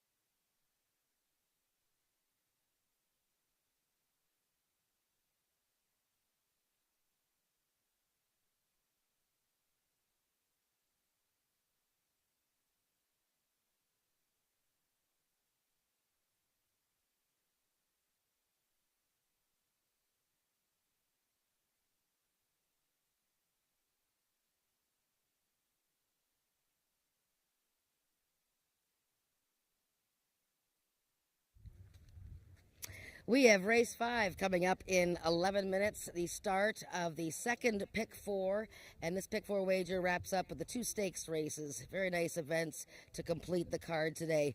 And this race here is the Gridiron Gallop. It's an allowance race at 110 yards for horses who have never won a race at 110 yards. And every one of these horses has tried the distance except for one, and believe it or not, that horse is the favorite right now. The 5-horse SW Snow Magically Cool. But let's take a look at my top 3 picks first of all, and we'll go through those. We'll start off with the number 4-horse, Jumpin' Bojangles, and this is a filly from the Peggy Byrne stable. And this gal always puts on a show when she comes into the walking ring. Just looks like $1,000,000, but she's been unlucky this year. 0 for 6 so far, but a 2nd and 2/3. And she tried 110 yards not long ago in June, but that day she was actually looking the wrong direction when the gates opened, and she lost all chance. Before that, she's actually had a couple of minor shares in 110-yard races. It's probably not her best distance, but I know she's fresh. She's coming off of a almost 2-month break, and I think she's going to be really sharp out of the gate. So looking good. That's Jumpin' Bojangles number 4. A little bit low for me, 2-1. I thought she'd be a little higher than that, but she's a contender. Let's take a look at number 5, SW Snow Magically Cool, currently the favorite at 9-5, the only one in the field who hasn't tried 110 yards, but she is a horse that has excelled over distances shorter than the norm, and in fact, like last time at 250 yards, she was leading before the race was over and just got beat. So she does come out of the gate pretty sharply, if you can tell by looking at her running lines out of the gate. Before that, she tried 400 yards, and then when she's back at 250, she just missed by a neck. She's already a winner this season. JB Botello looking for yet another victory, and Jason Pascoe looking for his 3rd win as well. So SW Snow Magically Cool going to take a lot of the support here based on the red hot connections today and the fact that she's pretty sharp out of the gate. And how about number 3 we'll start with, Mia Havana. Mia Havana is a little bit behind some of these because she only has 1 career win, whereas some of these have multiple wins. But I like the way she ran at 110 yards last time. Carly Furlonger riding for, of course, John Wilson and Scott Reed. She was 30-1 that day and got beat a neck by the very tough older mare, multiple winner, I Think Icon. So, does she come back and run the same race? Was that a bit of a fluke that day? I don't know. It was a 6-horse field. This is a 7-horse field. It's still as tough as that last group, and she's still only a winner of 1 race, but boy, she sure liked the distance. Number 2, Blue Eyed Merlin. He's a class horse in this race. A 4-time winner, James Bogar stable. Ismail Mascara is going to ride him. And this guy tried 110 yards back in May of last year and wasn't beaten far, and he stumbled that day. The winner, of course, was Maryland Magic, who's a stakes caliber horse. This year, Blue Eyed Merlin was a winner right off the bat, most recently coming out of a very key race, won by Fly Bell Cartel, and second that day was I Think Icon, and both have come back to win their next starts. Blue Eyed Merlin making a good appearance here. You can't miss him. He's a very dark color. He's actually a registered black gelding, and James Bogar right on the leading him there for his own stable. And Bogar also has Admiral Nelson, number 1, and this is a 1-time winner who was 2nd in his most recent start in a restricted race going 300 yards. This is going to be a much tougher assignment, but his lone 110-yard attempt was all right. That was in a maiden race. So again, he's got a lot of, quite a few hurdles to overcome here, even if the distance is okay with him. And who am I missing here? Number 6. First Golden Rose from the Spada stable, Alexis Sanchez riding. She came close to winning a race 3 starts ago, only to be disqualified. Last time she was fourth behind SW Snow Magically Cool. She's tried 110 yards a couple of times, just 2 fourth place finishes. Again, she's a one-time winner, meeting multiple winners. And Up and Over, the bottom horse here, a winner 2 starts ago, going 250 yards over First Golden Rose. He's meeting tougher, but did run well in a 110-yard dash to start the season back in early June, and he goes for the Tavares stable. There he is, Up and Over. But I'm looking at numbers 4, 5, and 3 with a little bit of a shout-out to the 2 as well. So good luck with your wagers. Pick 4 starts here. They put my ticket up earlier. I thought this race was, pretty darn contentious, especially with a 110-yard distance, so I have used an all in this first leg of the pick 4, and then after that keying the 3-horse Red Wagon Dust and keying Snow Moose in the last race with 3 horses in the 7th. So good luck with your wagers. We'll catch up with the winner in a few minutes.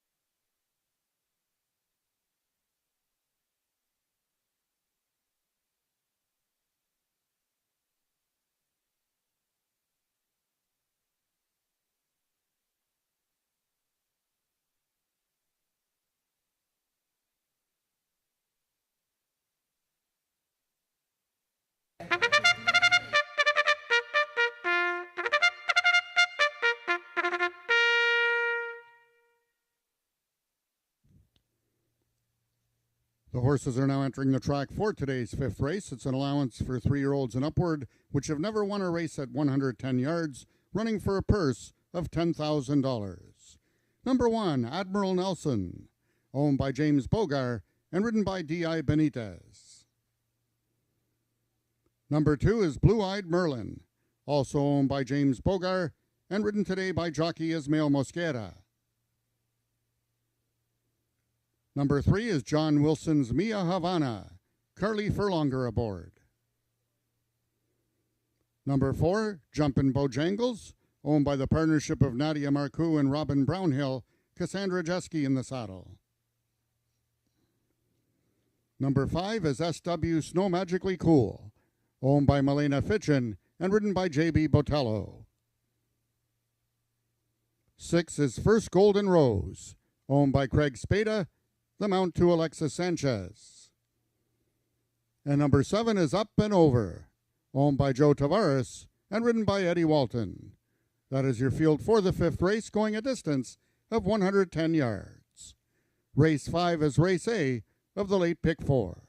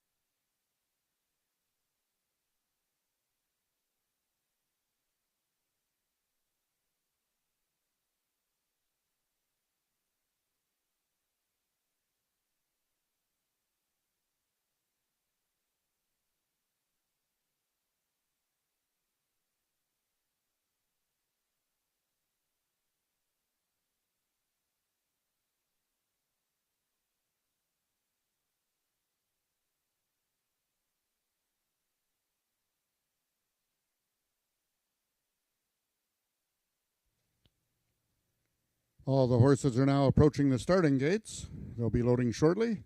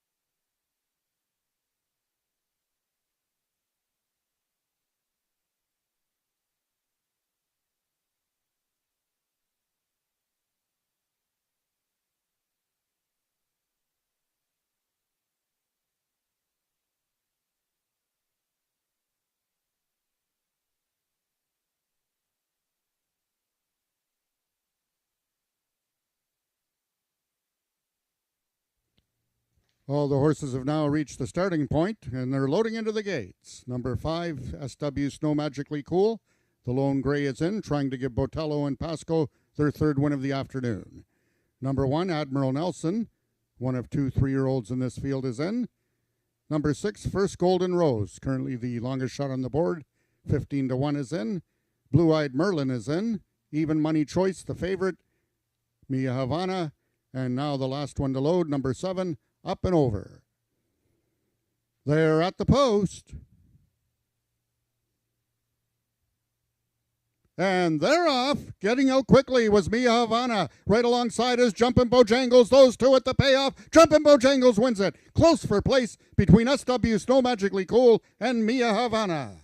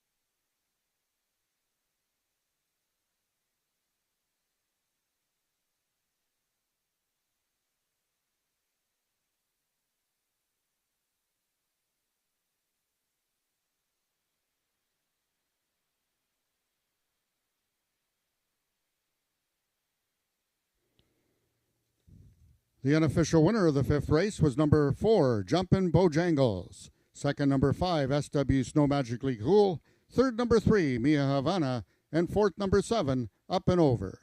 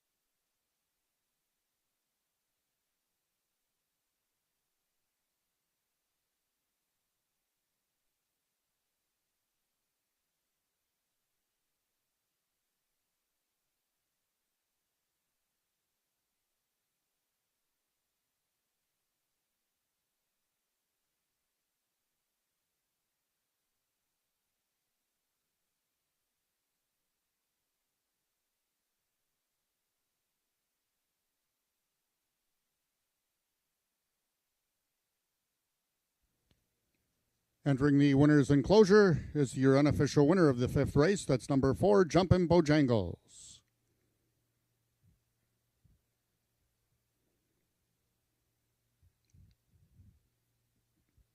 The results of the fifth race are now official. The winner is number 5, Jumpin' Bojangles. 6-year-old Baymare by Feature Mr. Bojangles out of Jumping Guitar by Tack It Like a Man. Foaled in Oklahoma by Nadia Marcoux. Jumpin' Bojangles, owned by the partnership of Nadia Marcoux and Robin Brownhill. Trained by Peggy Byrne and ridden to victory by jockey Cassandra Jeske. Jumpin' Bojangles winning the distance with a time of 7.003 seconds, carrying a speed index of 92. Rechecking from top to bottom, order finish in your program should read 563-1274. Those are the total results of the fifth race. In this upcoming sixth race, we have the following overweights. Both number 2, Pretty Cold, and number 4, Joe Checkers, 4 pounds over. And number 6, Pagrana's Boy, 3 pounds over.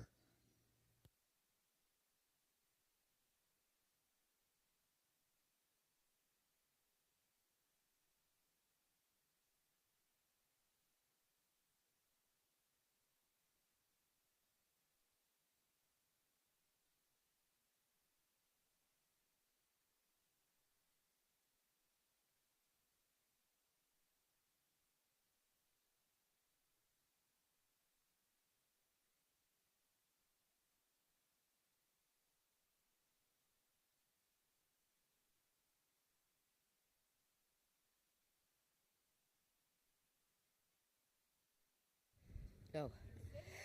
Jumpin' Bojangles, a very popular win. Oh, here comes Eddie. Eddie's coming back. Jumpin' Bojangles, what a popular win, because, you know, anytime Peggy Byrne has a horse running, she brings like half the population of Ontario with her, and they're all screaming. And big win for this gal, 6-1, and it's her 4th career win. Bred by Nadia Marcoux, co-owned by Nadia Marcoux and Robin Brownhill. Cassandra Jeske in the saddle, and I'm joined also by Hunter and Ryan here. First of all, Cassandra, this gal's been off for a couple of months, maybe getting freshened up, having some tea or nails done. She hasn't had some great luck this year. What was the secret for her just bouncing out of there and winning off today, 110? We got a very good break. It was, I didn't see the replay, but it was a nice clean race on my part and around me, so it helps. And she was so ready. She would have gone 400 today, Peggy. I couldn't get her pulled up. She was so ready. Well, could we run her later in the card? Maybe we can run her after the races. No, we're not going to run her? Good job. Okay. Well, I mean, you got to be proud of this gal. Always. They're in the cries. Well, that's you're allowed. What do you guys think about Jumpin' Bojangles? Good. What do you call her? Speed runner. Speed runner. That was exciting, eh? When you guys horses run, you guys are all excited, aren't you? Yeah. You sure about that? Yes. Okay. Well done, team. What's next for Jumpin' Bojangles this year? I'm not sure yet. She's for sale, so someone is looking to buy her.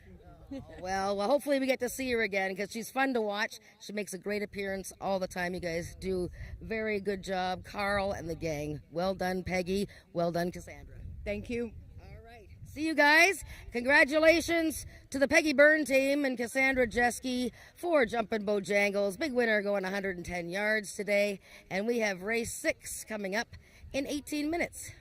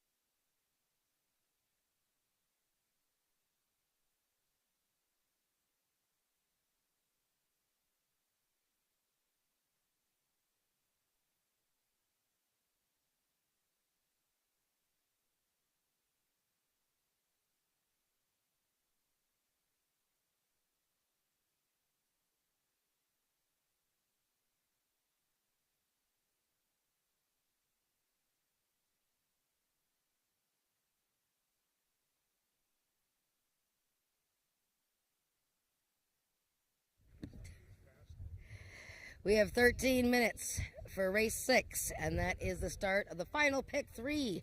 And this race will lead into 2 of our stakes races. The 2 stakes races, the Ontario Sire Stakes Futurity, and then the Norman Peakov Derby to wrap up a great card of racing so far. And it's been a nice day.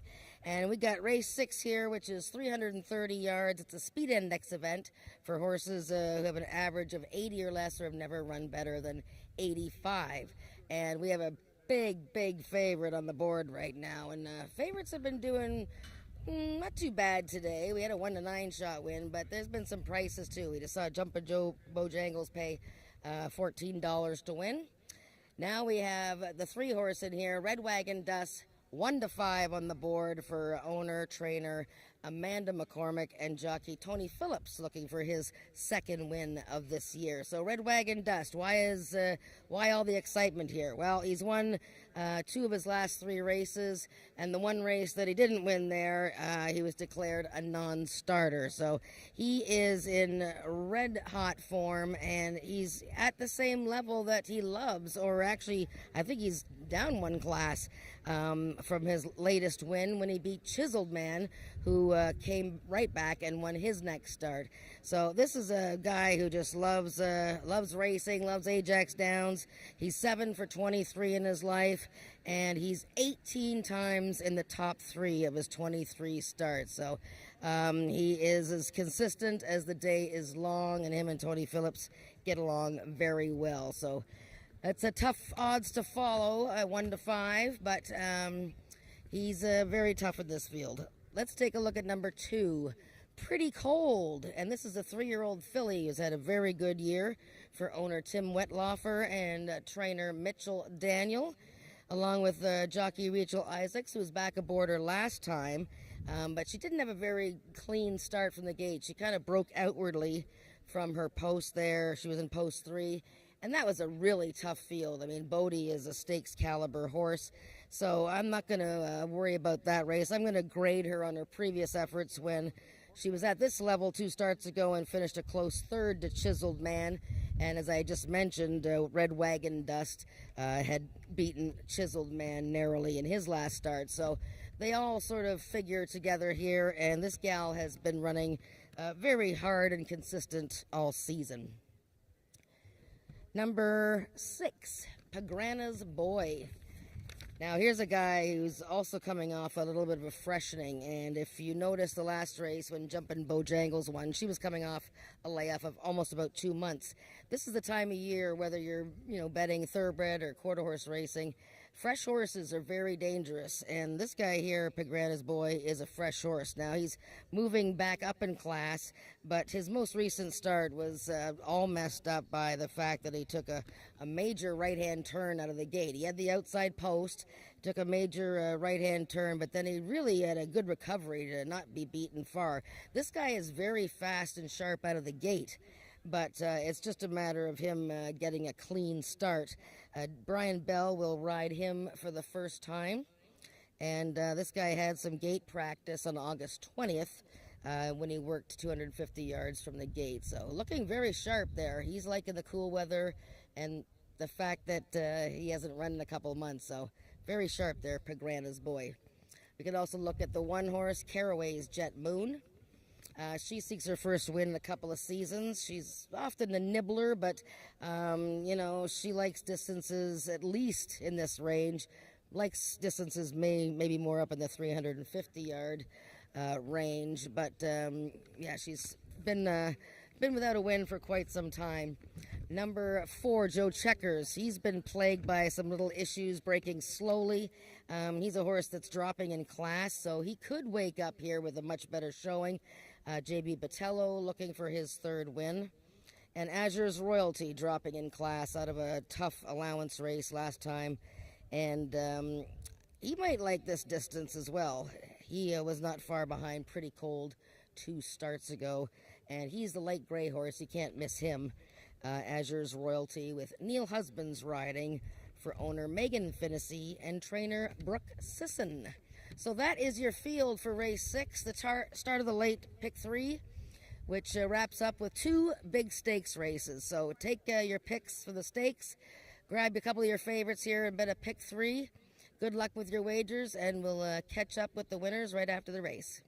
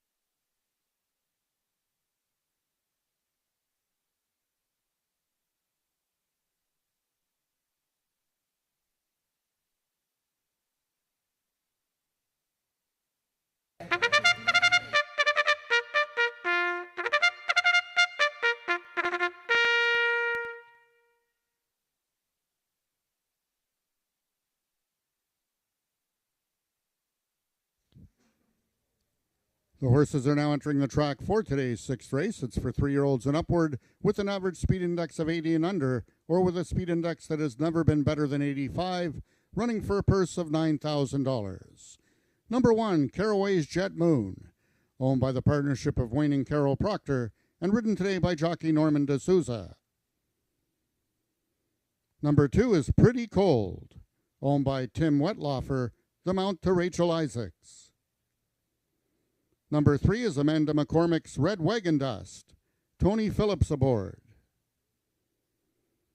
Number 4 is Joe Checkers, owned by Jennifer Zurowski, and ridden today by jockey J.B. Botello. Number 5 is Azur's Royalty, owned by Megan Finnessy, and ridden by Neil Husbands. And number 6 is Pagrana's Boy, owned by the partnership of Earl Foster and Les Baker, and ridden this afternoon by jockey Brian Bell. That is your field for the sixth race, going a distance of 330 yards.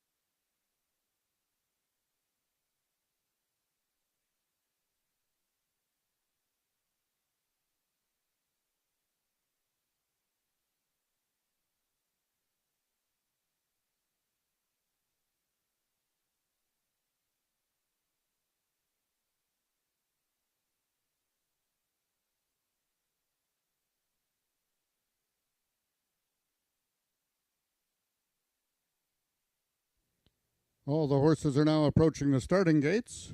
They'll be loading shortly.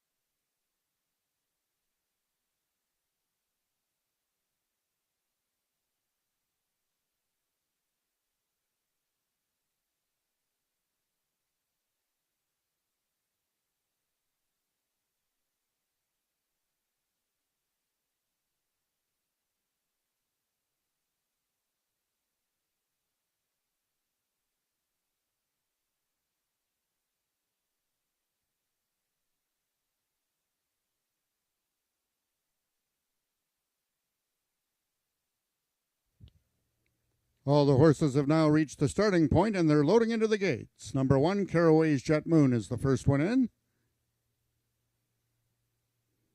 2 is Pretty Cold. One of 2 3-year-olds in the field. Number 4 is Joe Checkers, trying to give JB Botello and Jason Pasco their third winner on the card. 5 is Azier's Royalty, Neil Husband's only mount of the afternoon, the lone gray in this field.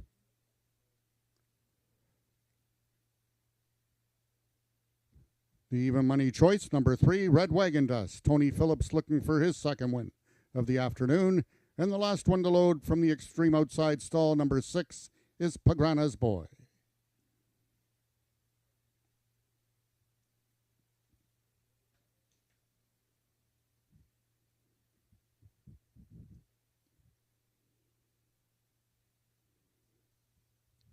They're at the post.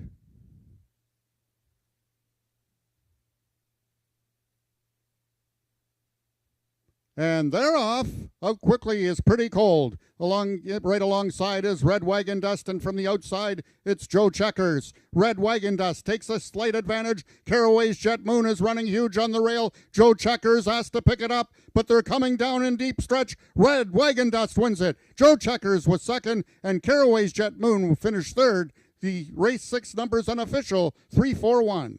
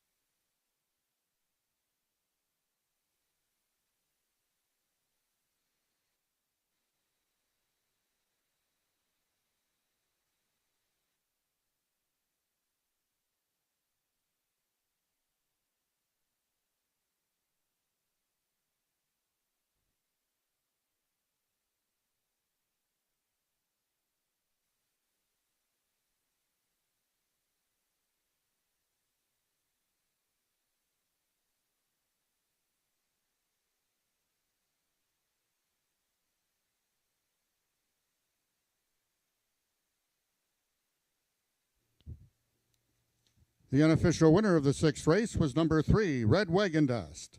Second, number 4, Joe Checkers. Third, number 1, Caraway's Jet Moon. And fourth, number 2, Pretty Cold.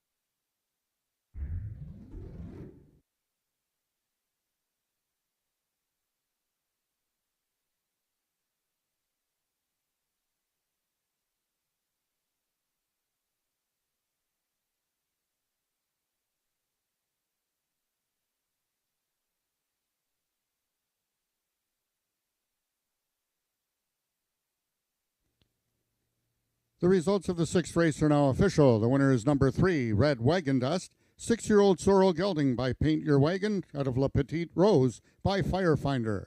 Foaled in Ontario by Gary and Marlene McNichol. Red Wagon Dust is owned and trained by Amanda McCormick and ridden to victory by jockey Tony Phillips, his second one of the afternoon. Red Wagon Dust winning the distance with a time of 17.289 seconds, carrying a speed index of 84. Rechecking from top to bottom, order of finish in your program should read 341-265. Those are your total results of the 6th race. In this upcoming 7th race, it's the 13th running of the Ontario Sire Stakes Futurity for 2-year-olds. We have the following overweights.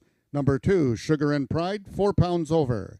Number 3, General Skywalker, 1 pound over. Number 5, the Zing Dynasty, 3 pounds over. Number 6, Pretty Magic Hall, 4 pounds over. Number 9, Feisty Phoebe, 5 pounds over. And number 10, You Are the Reason, 3 pounds over. Also note that number 2, Sugar and Pride, will be running on first-time Lasix.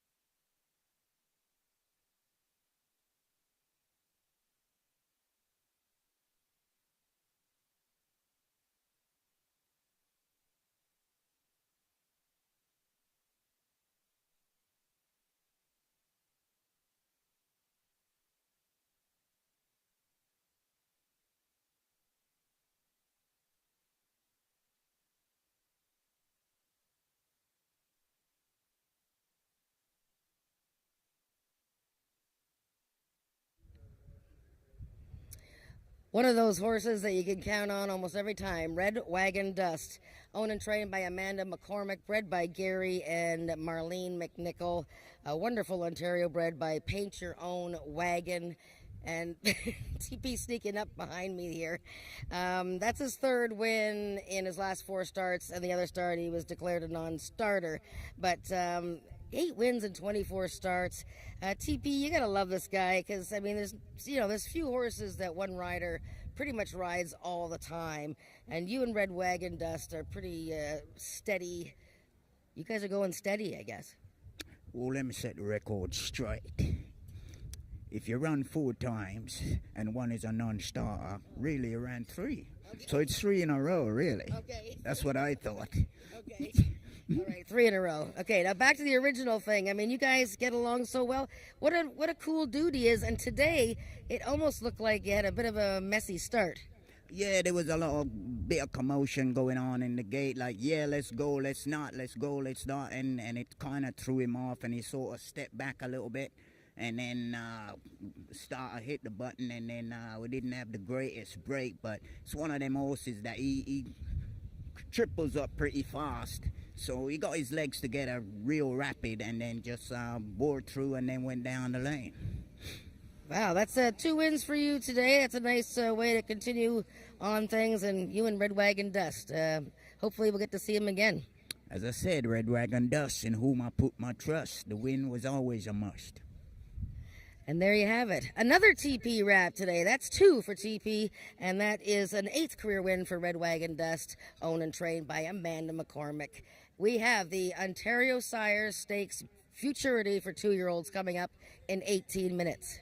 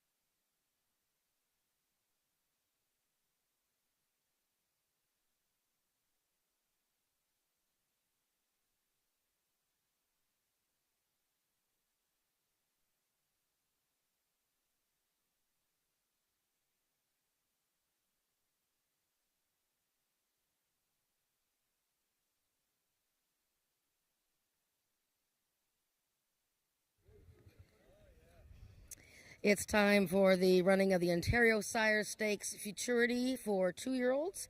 And these 2-year-olds are all by stallions that stand here in Ontario. And the presentation will be made by Ontario Racing, who are also presenting this very nice blanket here to the winning connections. And we have a full field of 10 going postward here, and we have 10 minutes to post.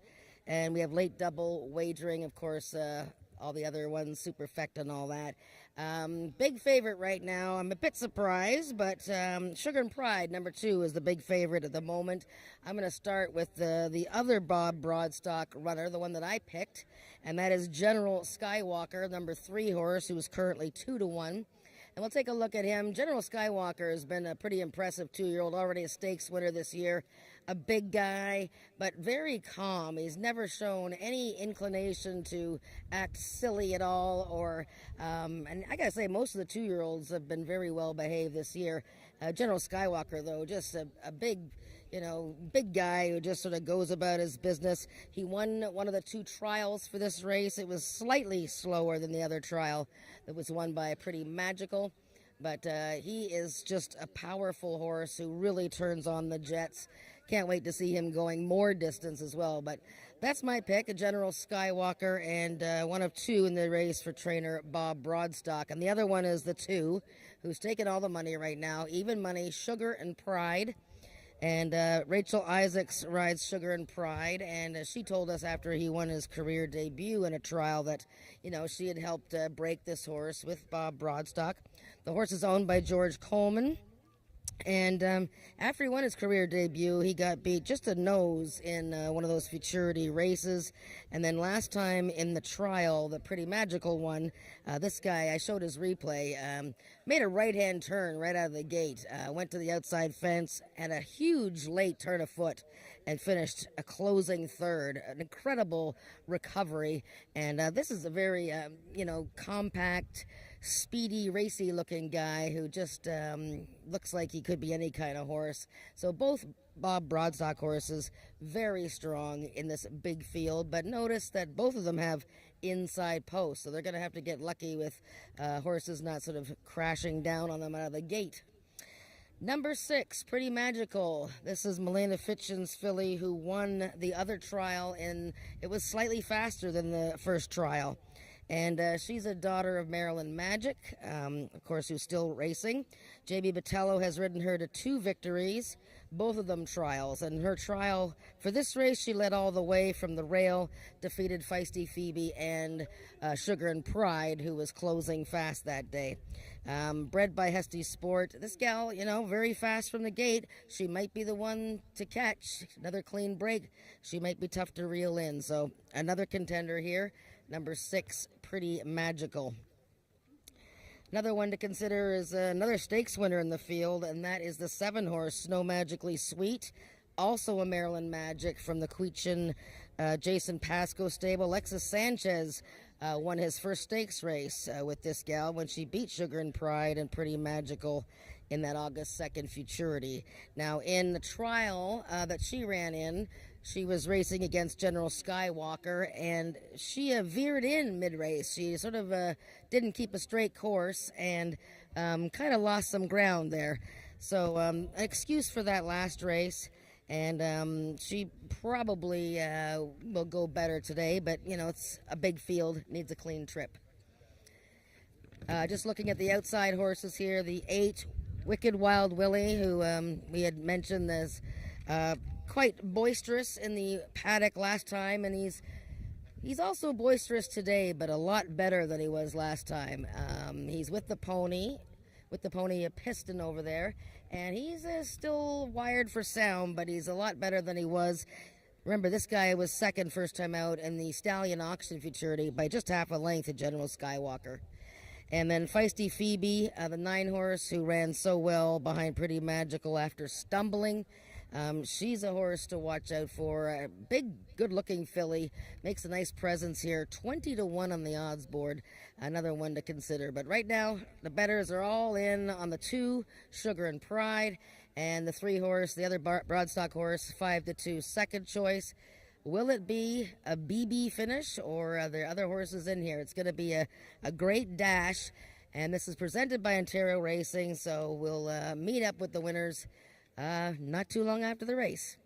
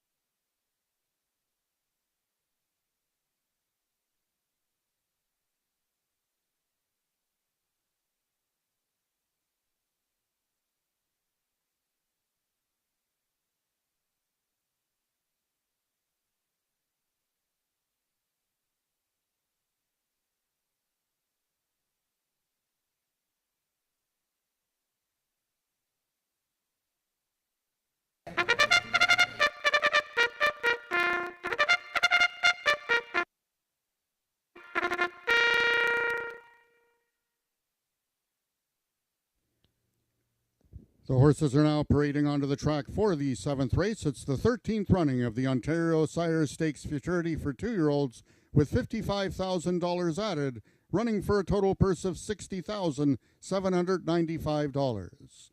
Number 1, Double Dashin' Corona, owned by Marie Broadstock, trained by Bob Broadstock, and ridden by Tony Phillips. Number 2 is George Coleman's Sugar and Pride, trained by Bob Broadstock and ridden by Rachel Isaacs.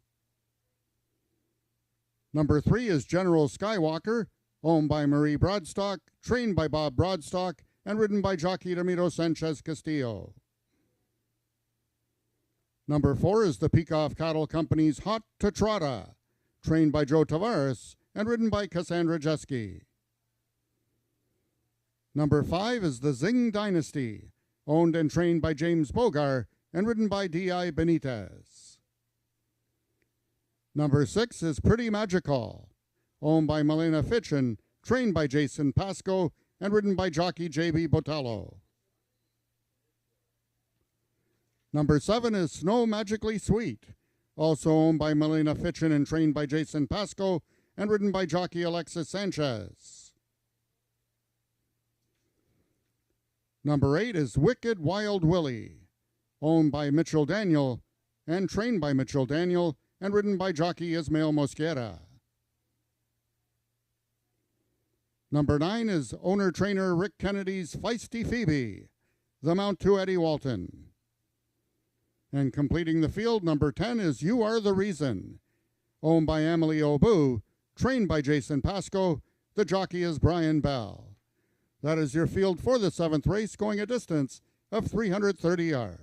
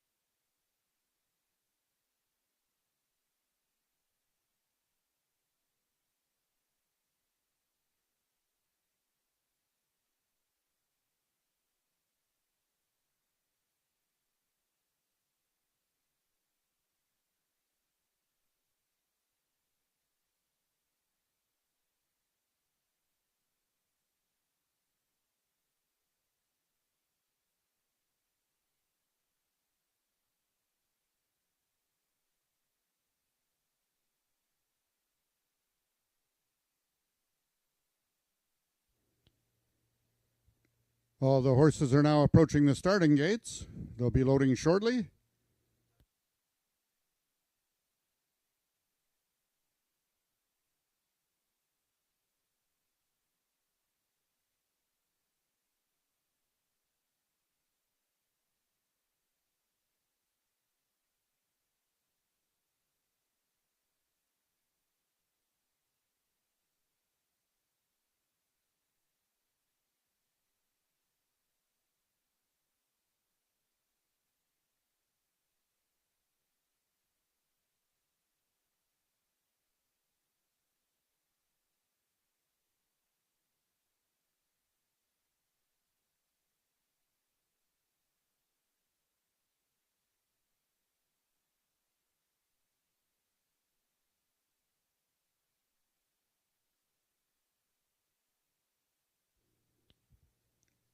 All the horses have now reached the starting point. It's post time.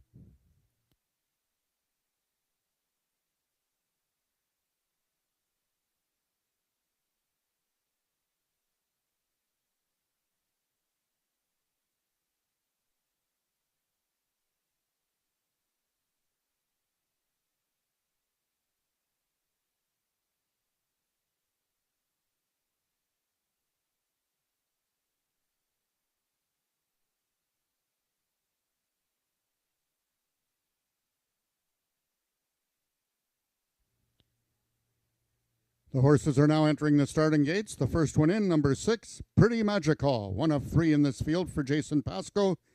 Next in is Double Dashin' Corona, one of 3 in the field for Bob Broadstock. Number 7, Snow Magically Sweet goes in as number 2, Sugar and Pride. Number 3, General Skywalker is in, as is number 8, Wicked Wild Willie. Number 9, Feisty Phoebe goes in, as does number 4, Hot to Trotta. We have 2 left to load. They are number 5, The Zing Dynasty, and number 10, You Are the Reason. in the 13th running of the Ontario Sires Stakes Futurity. They're all set. They're at the post. And they're off.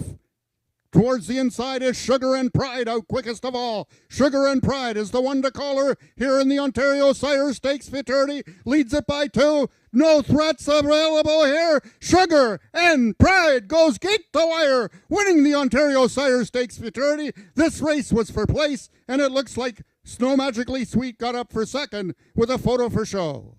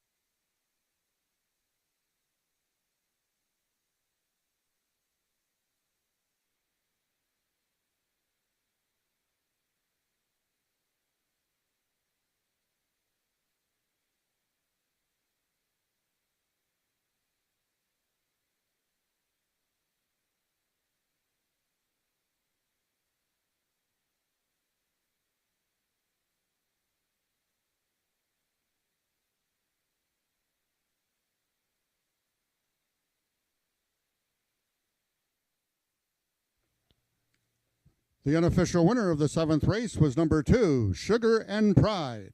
In the place photograph, it was number 7, Snow Magically Sweet, finishing second, with number 9, Feisty Phoebe, finishing third. Fourth was number 6, Pretty Magical.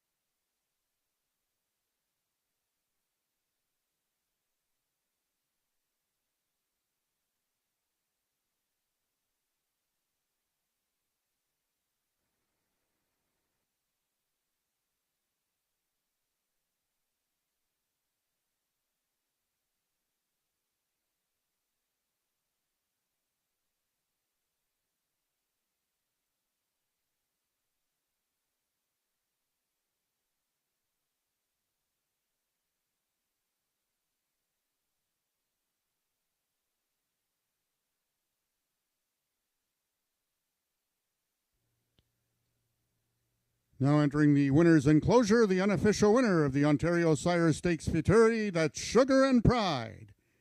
Congratulations to the Bob Broadstock team, owner George Coleman and jockey Rachel Isaacs.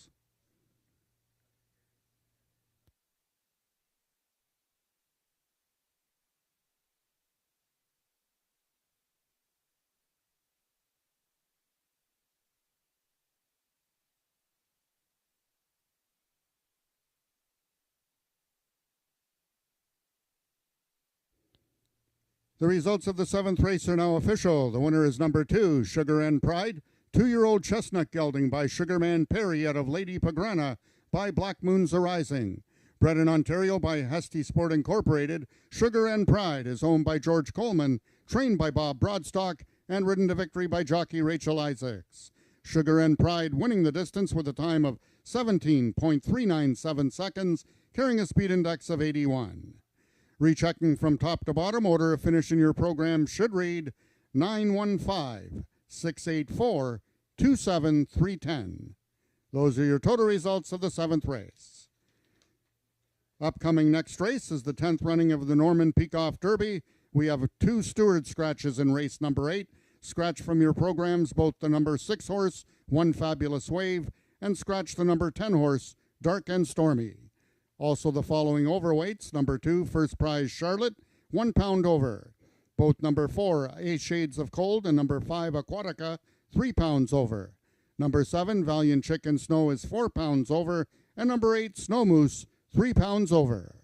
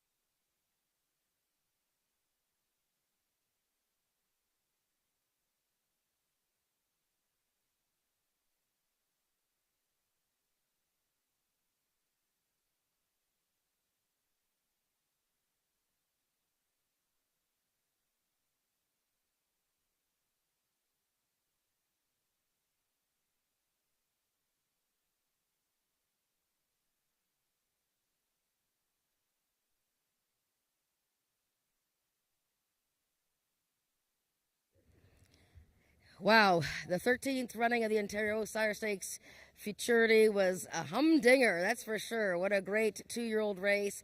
And on the winning end, Sugar and Pride. 2-year-old, I'm telling you, this guy is quite something. Owned by George Coleman, trained by Bob Broadstock, bred by Hesty Sport, ridden by Rachel Isaacs. And this guy, I'm telling you, Rachel, he is putting it all together. Well, he put it all together first time out. You told us about how you had something to do with, his training, breaking him. What were you expecting today? Last time you weren't here. You were actually out of the country, but he had cut that crooked start a bit, but closed fast. What were you expecting today? He's probably one of the most talented horses I've ever ridden in my whole career. I knew that from the start, but there's a lot of things that can go wrong with a racehorse. But if everything goes right, I don't think anything is going to touch him. But some days are better than others. Today was a very good day. Oh, and it's not just the horse you're riding. I mean, that was a large field of 2-year-olds. You don't know. I mean, we saw General Skywalker had some unfortunate traffic issues. You don't know, but your guy seemed to get out of there lickety-split. Yeah, he's a good gate leaving horse, but he's quirky. He's a little weird about other horses. I think that's part of the reason on his last race he broke out. Being on the outside, being young, a lot of horses on his inside there, he broke out. But this guy, I made sure he saw everyone around him. He's got to see them, and then he'll get away from them. So he broke like a rocket, and you just got to keep him focused and keep sending him, and he's happy to keep going. I mean, it didn't really look like there was anybody making any real pressure on you at the end of the race. No, I thought at about 100 that I was good, but you never know. Some of those horses can have late kicks, and you really got to be aware. So I just kept him going and coasting to the end there, and he was great. I mean, this horse, I don't know I'll sit another one like him. He's pretty incredible, and he's very special to me. We've always gotten along really well, and so I was happy to be back on him. Well, that's great, Rachel. Congratulations to you. You go and fill that with a drink or something. I don't know what you're going to do with that. There we go. Mr. Coleman, wowee. I mean, I'm not going to say that you're like really, really lucky because you had to be skillful. You picked this guy out of a field from Hesty Sport up at Northridge Farm. He came out and won right away, but this was a big effort today, wasn't it? Yeah, I was really impressed with him. The last time he raced, he kind of got a bad start. But I was impressed. He just left everybody behind. Yeah, he did, and you're enjoying it with your friend here, who's camera shy, and but everybody's happy for you. You get big hugs when your horses win, and hope we see your horse again in the peak of the big race at the end of I think he's maybe had it for this year. We'll see. Okay, well, all right, then maybe next year. Next year, maybe. All right, well, congratulations, Mr. Coleman and Rachel and Bob Broadstock and Sugar and Pride. We have the two young ladies here from Ontario Racing. We have Karen and Kathleen here. Catherine, what are you doing holding this thing now? Okay. Rachel's going to do the draw. Okay, this is for the Owner Appreciation Day, and everybody's put their ballots in, and Rachel's going to mix them all up and pull out the winner of the, you have one prize or two prizes? Two prizes. Anna Rosiak. Anna Rosiak is the winner of one of the prizes. And the other one is Bob Broadstock. Boo. No. Uh-oh, we're getting boos from All right, congratulations, guys. Thank you guys for coming out. Ontario Racing. Great day of racing today. There you go. We're coming up in 9 minutes.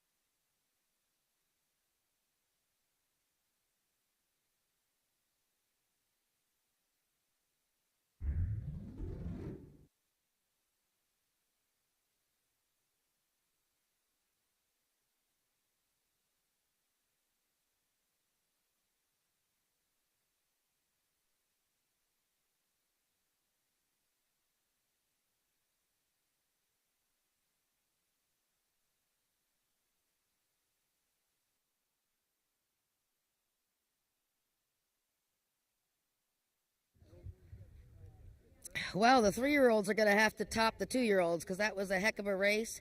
And Sugar and Pride, the winner, my goodness, he was 4 to 5 about a minute or two before post time and ended up paying $11 to win. So quite something, the way the odds change here. And really exciting to see those 2-year-olds. And maybe we'll see some of them in the big race at the end of the season, the Alex Peekov Memorial Futurity.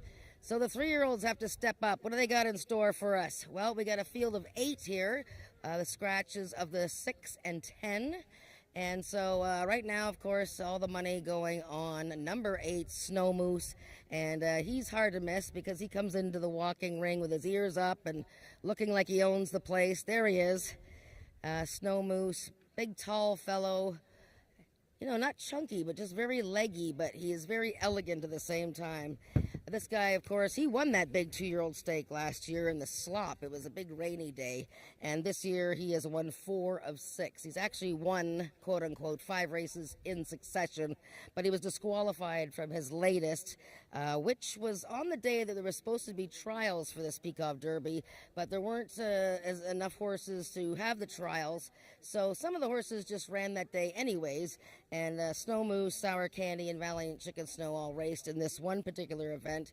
That Snow Moose did win, but unfortunately he also drifted in and caused a little bit of crowding at the end there. But there's no question he's got those triple-digit speed indexes, and he is just the guy to beat. They have to get around him. But let's look at some other ones here because, you know, he's only won by a neck and a head a couple times in a row. So how about number 7, Valiant Chicken Snow? This is the filly. She was in the Princess Derby and was a big favorite to win the Princess Derby against the gals, but she just had an awful start, was smashed around a bit, and so that was unfortunate. And then she was back in against Snow Moose last time and was steadied late when things got a bit crowded. She is a very striking Dark Bay, Oklahoma bred, owned by Milena Fitchin and J.B. Patello and Jason Pasco, looking for their 3rd wins today. And right now she is 20 to 1. So those are big odds on that horse, but there's a lot to choose from in here. Let's take a look at the 3 horse, Had to Be Ivy. So she won the Princess Derby over the fillies, and she was very strong that day. This is an Ontario bred by Ivory James. She's actually a full sister to Had to Be Ivory, the 2-time horse of the year. And she was just very forceful in that Princess Derby, breaking on top and holding everybody off. And that 3rd place finisher that day, First Prize Charlotte, not only came back to win, but is in this race in the 2 post. Josh Scott back to ride Had to Be Ivy. And you can see her here. She's got the big white face and 4 white feet. Number 9, Sour Candy, 1 for 1 for his new owners and trainer. He was sold by Richard Winsakabi, his breeder, before his last start, and was placed first because Snow Moose was disqualified. And Sour Candy was down on the rail that day and battling on the lead and really fought hard, just missed winning, but was placed first. And this guy, of course, he's been first, second, or third in all 7 of his races. So he comes to play every time. Alexis Sanchez is going to ride him from the outside post. A couple others you can look at here. The number 1 horse, Crash on Okie, is one of 3 here for the Spada stable. Crash on Okie, here's a guy who won 3 races in a row before he was in a little bit of traffic trouble in that Snow Moose race last time. Tony Phillips, looking for his 3rd win today, is going to get a first ride on Crash on Okie. First Prize Charlotte, I have mentioned, won for the Spada team, and owner Rick Crispy in her first start for them. And number 4, Shades of Cold. He's coming off a victory, and he won by a nose. No, sorry, he was dead heated with, that's right, he dead heated with what's his name, Bogey Wheels, in an allowance race, restricted allowance race with Brian Bell riding. But with Brian being on his regular mount, Snow Moose, Ricardo Moreno is going to get the mount on a Shades of Cold. Anyways, it's a big field and it's a good field. Snow Moose still 6-5, still the big favorite. He's got all those ones, all those wins. We'll see. We'll see if we can keep it up or if someone's going to grab the mantle from him as top 3-year-old. We only have a few minutes until Riders Up.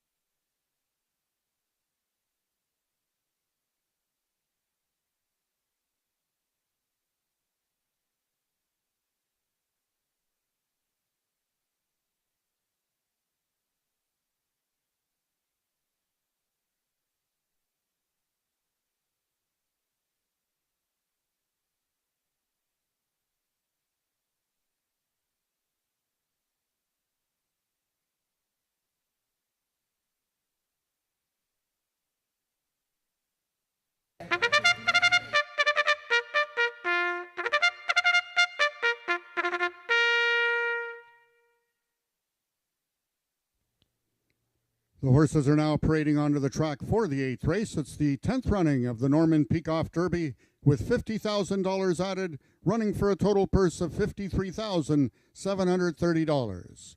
Number 1, Crush on Oki, owned by Craig Spada, trained by Lauren Spada, and ridden today by jockey Tony Phillips. Number 2 is First Prize Charlotte, owned by the partnership of Craig Spada and Rick Crispy, trained by Lauren Spada, and ridden by jockey Ramiro Sanchez Castillo. Number 3 is Had to Be Ivy, owned by the partnership of Carol and Jamie Robertson, trained by Bryn Robertson, the jockey Josh Scott. Number 4 is A Shades of Cold, owned by Emily Obu, trained by Jason Pasco, and ridden this afternoon by jockey Ricardo Moreno. Number 5 is Aquatica, owned and trained by Jason Pasco, the mount to D.I. Benitez. Scratch number 6, One Fabulous Wave. Number 7 is Valiant Chicken Snow, owned by Melina Fitchin, trained by Jason Pasco, and ridden by jockey J.B. Botello. Number 8 is Snow Moose, also owned by Melina Fitchin and trained by Jason Pasco, the mount to Brian Bell. Number 9 is Sour Candy, owned by the partnership of Craig Spada and Rick Crispy, trained by Lauren Spada, and ridden by jockey Alexis Sanchez. Scratch number 10, Dark and Stormy. That is your field for the 8th race, going a distance of 400 yards.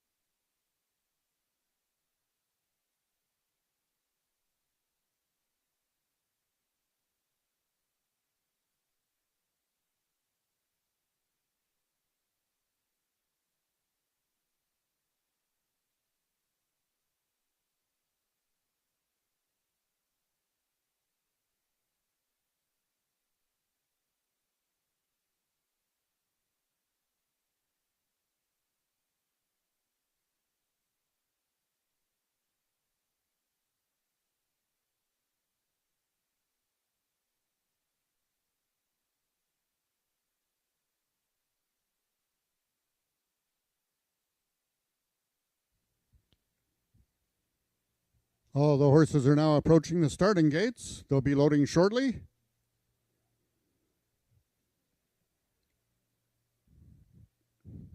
Just a reminder, ladies and gentlemen, we have 6 live racing cards here left for the 2023 racing season.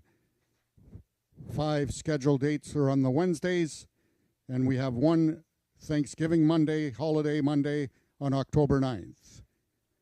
All first race post times are scheduled for 12:55. Next action will be here next Wednesday, September 20th, first race post time, 12:55.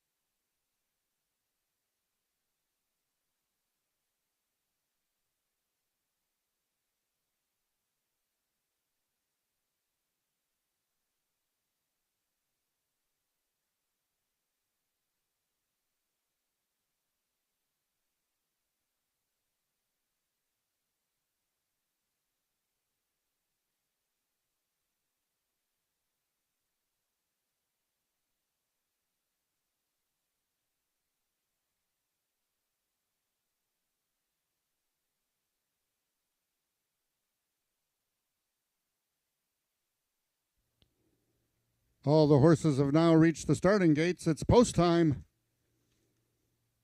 First one in is number 1, Crash on Oki. Next in, number 7, Valiant Chicken Snow.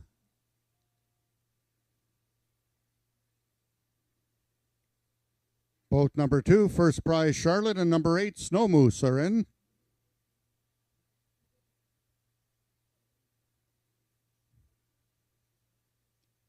Number 3 is Had to Be Ivy. 4 is A Shades of Cold. 9 is Sour Candy. And the last one in, number 5, Aquatica. In the 10th running of the Norman Peacock Derby, $50,000 added, running for a purse of $53,730. They're at the post.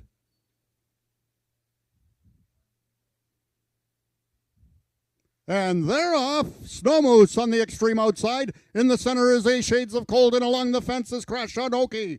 Crash on Oki leads by 3 parts of a length. From the far outside, Sour Candy. In between horses, game is Snow Moose with Valiant Chicken Snow. Here comes on the outside Sour Candy. Crash on Oki. Those two at the wire in a win photo. Crash on Oki and Sour Candy. Nevertheless, the Derby winner will be a Lauren Spada trained horse.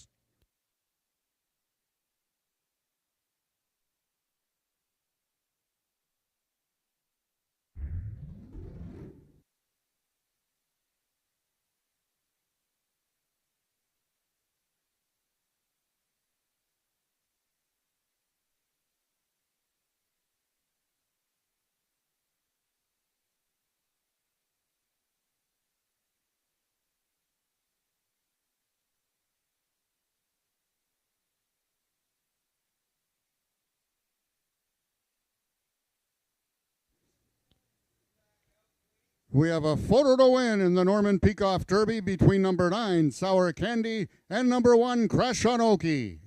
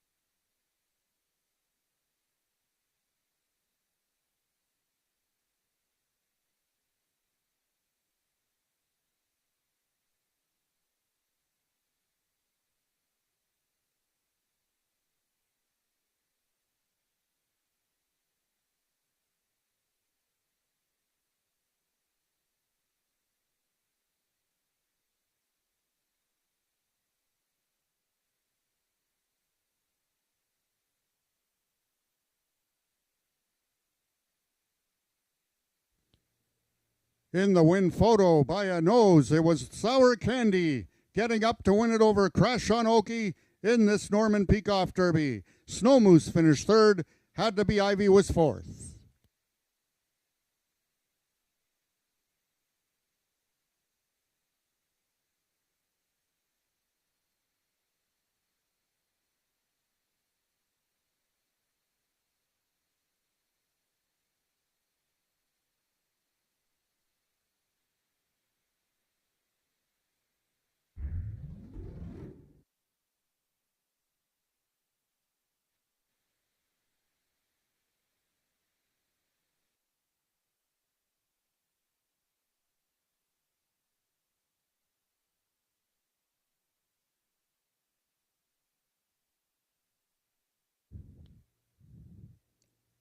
Entering the winner's enclosure, your unofficial winner of the Norman Peacock Derby, Sour Candy. Congratulations to the connections, trainer Lauren Spada, owners Craig Spada and Rick Crispy, and jockey Alexis Sanchez.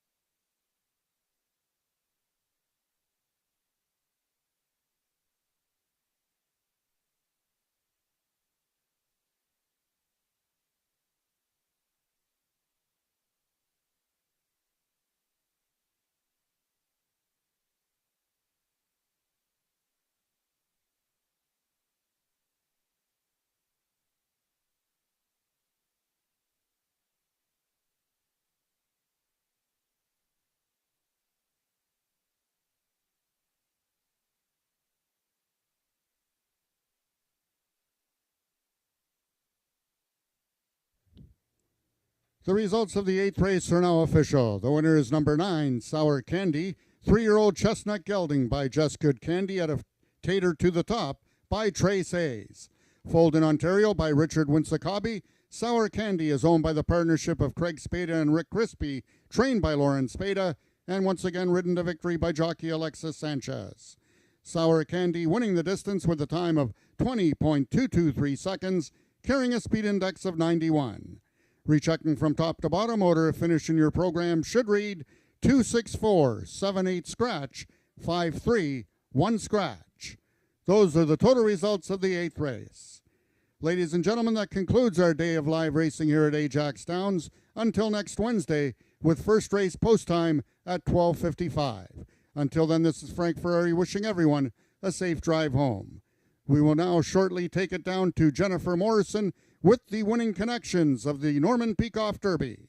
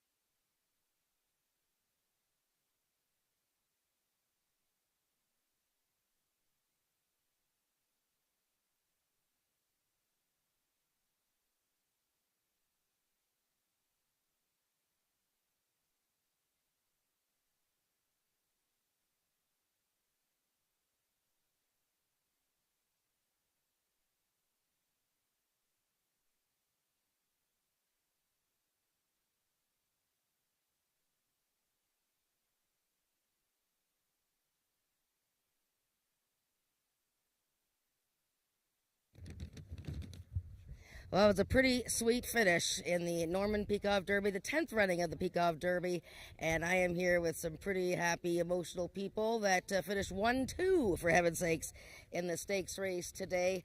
Sour Candy winning the Peacock Derby, a thrilling finish, just edging his mate, Crash on Oki, and what a great race. Richard Winsakabi bred Sour Candy, and I am with his current owners now, Mr. Craig Spada and Mr. Rick Crispy, trainer Lauren Spada with her first stakes victory, and a young Mr. Alexis Sanchez with his second stakes victory this year, and he only just started riding like a couple of weeks ago. No, I'm just kidding, a few months ago. But what a great race. I'm going to start with Lauren because she's holding that big, heavy trophy. Lauren, I know you're emotional and happy. Your trainees ran 1-2, and Sour Candy came into you not too long ago. Mr. Crispy is joined in the ownership group of this horse. This has got to be a pretty emotional feeling for you. Yeah, I really have no words, to be honest. Well, I know your grandpa's up there watching, and of course everybody loved Peter, and he was a big player in this, but Sour Candy looked great warming up, and I know you guys had 3 horses in the race. I guess you must have expected a big effort from him. Yes, from him for sure, and my crush on Oki, I absolutely adore that horse. For him to come second, to even almost win it, is most emotional for me. Oh, well, 1-2. I will let you go and take care of your beautiful horses. That's a great accomplishment, young lady. Very good accomplishment. Craig, great win for the team here. You and Rick buying this horse, but then, of course, also Crash on Oki is your horse. I'm just making sure that I got that. Yeah, your horse, bred in Mexico. Maybe Alexis knew him as a young guy. We'll ask him later. But what a great finish for Sour Candy and Crash on Oki. Yeah, it was very exciting. I didn't know which horse won it, but when you're in that position where you got both horses, it's not too tough to take. Exactly. Rick, my goodness, here you are. The horse was placed first. Actually, you won 2 races. The first day you were back here after a little bit of an absence, and now the horse has won the Peacock Derby. It's outstanding. And to Lauren and to Alexis, that was a great ride because he came out. He certainly wasn't at the top. He wasn't in the top 4, even 5. And to make that up at 400 yards was outstanding. And Alexis put a great ride, and Lauren had those horses prepped so well. So it was a lot of fun, and Craig's a great partner, so it's a lot of fun. Yeah, you guys are probably just getting started, too. Alexis, I got to talk to you for sure. I mean, this was a horse that has been second a few times, and then, he's placed first last time. But like Rick said, you had a little bit of ground to make up on a pretty good field. Yeah, you know what, the horse run completely different this time. I mean, not in a bad way, but I was spending more trying to keep it straight, keep it focused. I mean, maybe everyone is shocked. I'm not about Crash. Crash is an amazing horse. It's a wonderful horse. I can ride him a lot of times, and I wouldn't be tired of him. He has a lot of potential. We have a lot of connection between us, and then he just proved it today. He doesn't need to be the top of the top. With what he has, he can be the greatest horse. Well, Crash on Oki, I believe that was your first winner, was he not? Crash, it was my first. That's your first winner, yes. And now, so he runs this huge race, and you get up just barely. Did you think you had won? Well, I barely see. I didn't stop riding until the end. It was like we saw. It was a hard race, and we did it great. Well, you got to be very proud. I'm sure your family's proud. I mean, this is a big moment for Lauren, and of course, Craig and Mr. Crispy. It's a big moment for you guys, so congratulations. Yeah, a lot of people didn't believe in us, as a team, working out together. But you know what? Everything it works perfect with a lot of love, trust, and especially family. You can do everything you want, and then we've been doing it great. So. Well said, young man. Well said. Congratulations, Alexis Sanchez, and congratulations to Team Spada, Rick Crispy, that's Lauren Spada, of course, Craig Spada, and, of course, the horse, Sour Candy, bred by Richard Winsick Hobby, and a wonderful Peacock Derby. So that wraps it up for today. We have racing again next Wednesday, September 20th. Keep up because the stakes action is going to be fast and furious. We have 6 racing days left. We will see you next week. Good night.